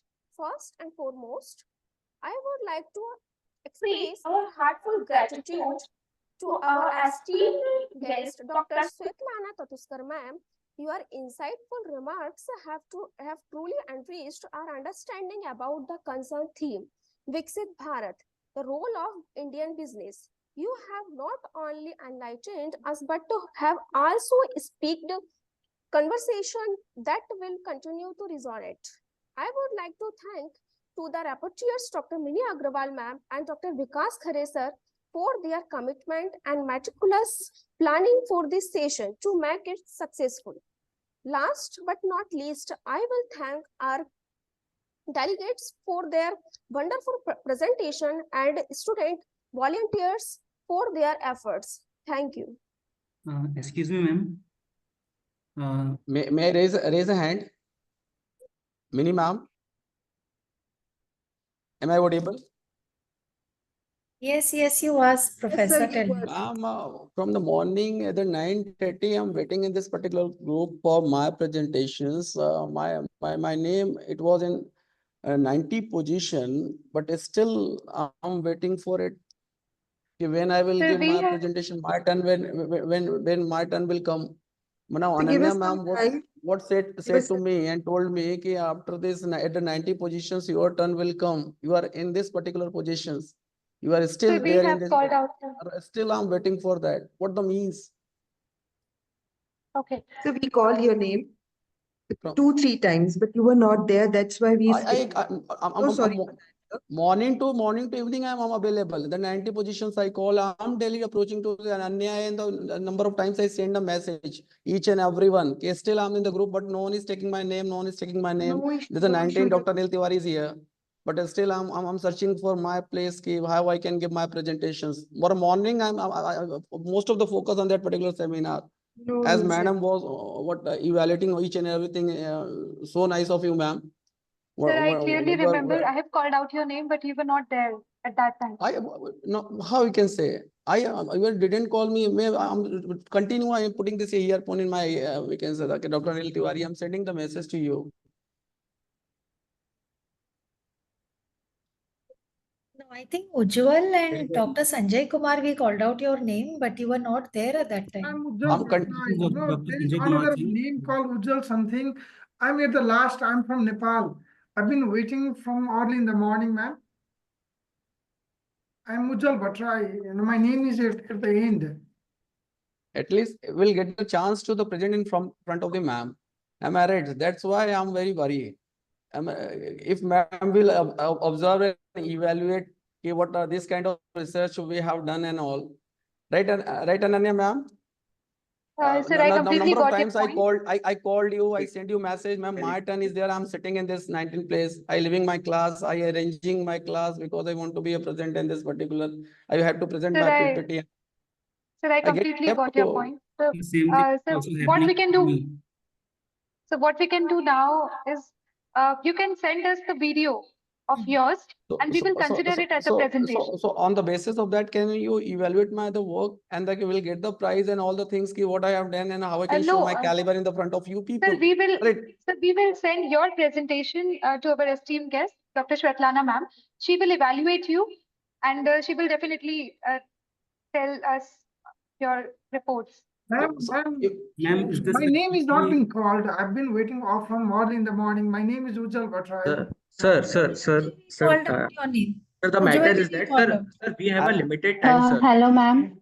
Ananya ma'am, you are students or what? Sir, we have to conclude the section, sir. Please, sir, please, I would request you, sir, actually we have a limited time. So please send your presentation as a video. We will consider it as your presentation. So don't worry, sir. We will accept your presentation. Please send your video. So, sir, definitely, I accept your order. I accept your request, each and everything from my side. But what the problem is, basically, in the morning time, I'm waiting to present in front of ma'am and sending the video. It is a quietly different. Right. My position, it was the 90. So I should get the chance to at least present at least two few words. Now you can say then the front of the ma'am. That is the main thing. But sending the video or creating the video now, it is not difficult for us. Sir, actually, the thing is that, sir, the track supposed to be start with the 12:30, sir, and we have started that. But sir, we have a limited time today, sir. It is request to you, sir. Please send your video. We will consider it, sir, because we have to also go to the. Okay, I accept. I will send you the video. No issue. I will send you. Yes, sir. Sir, but what we my can concern do, is sir, that what we could that sir, what we could have that. Sir, please. Yes, sir, please give me 2 minutes. Just listen to me. At the 14, before the 14, I mail my PPT by the mail. Am I right? Yes, he kindly accept it. And still my name is not in the list. So am I right? Sir, and from morning, I'm approaching to Pooja ma'am, approaching to one of the ma'am, what the Sandhya, what the name is this is Afana madam, what the name, I'm forgetting the names, Sanjana ma'am and what. I'm number of times what the sending the message to Ananya and calling when my turn will come, how I can present and all. So still on the waiting, this is the problem is you can say, so you can send your, we can say the PPT by the video. One minute, I'll just take it. Dr. Tiwari and Dr. Ujjwal Vandana Kumar. I've also been there for the last 3.5 hours over here. We called out your name, but I think there was a little my name probably... It's not, ma'am. I continue called. My name was not. It was not called because I continue attending this sessions and putting the earphone when my turn would become and all. So we were going serial-wise right from the beginning. So if your name was escaped, you could have interrupted me in between and said my serial number. Look, let me say my serial number was the 19, right? And at the my place, some else now I have given the presentations. Again, I send you message. I request you. I didn't interrupt during the sessions because of the for my what we can say. I'm not able to find out this time. My legacy and what. Sir and ma'am, I just want to know what is the alternative? Like I have to present my paper in the HR also. So that's why I was alternatively I was attending both the conference. Yes, so actually we are suggesting you if you are not given your presentation, no issue. You can send your video and and record your presentation as a video and send it to us. We will consider that. Sir, actually, sir, we have a large audience in a 3 hours, sir. It is impossible to take, sir, all presentation, but we have tried so much hard to cover every presentation, sir. May I know the reason why my PPT it was not in the list today? Yes, sir. May you know the reason why my PPT it was not available and it was not there in my list? Sir, we have announced the name. answer our student, and we have also announced the name. But sir, that time we do not have your being a faculty, being a faculty, I continue but observing each and every sessions. I listen the remark what the ma'am has given to each and every one. Seriously, I noted down in the note paper. We have all these things, and the one by one, ma'am, observe the very seriously all these things. Right? But Anil sir, I can understand, but we have to conclude this session because the validity session is already start. Please join there. Sir, we will consider your presentation. Please send us the videos. Definitely, sir, we will consider your presentation. Okay. Thank you very much. I'm sorry to disturb you. No, In the next platform, yeah, sorry, get sir. a chance to do, definitely I present my presentation in front of you. Thank you very much. Thank you so much, ma'am. Thank you so much, ma'am, for your valuable time. And Continue maybe in case and continue support throughout the session. always. Thank you Anytime. so much, Thank sir, you so ma'am, much. everyone. And sorry for the inconvenience that has occurred. We are very sorry for that. Okay. We will share the batch paper in WhatsApp group. Thank you so much. Thank you so much, sir. Thank you, ma'am. Thank you, sir. Everyone Thank can you. leave the meeting.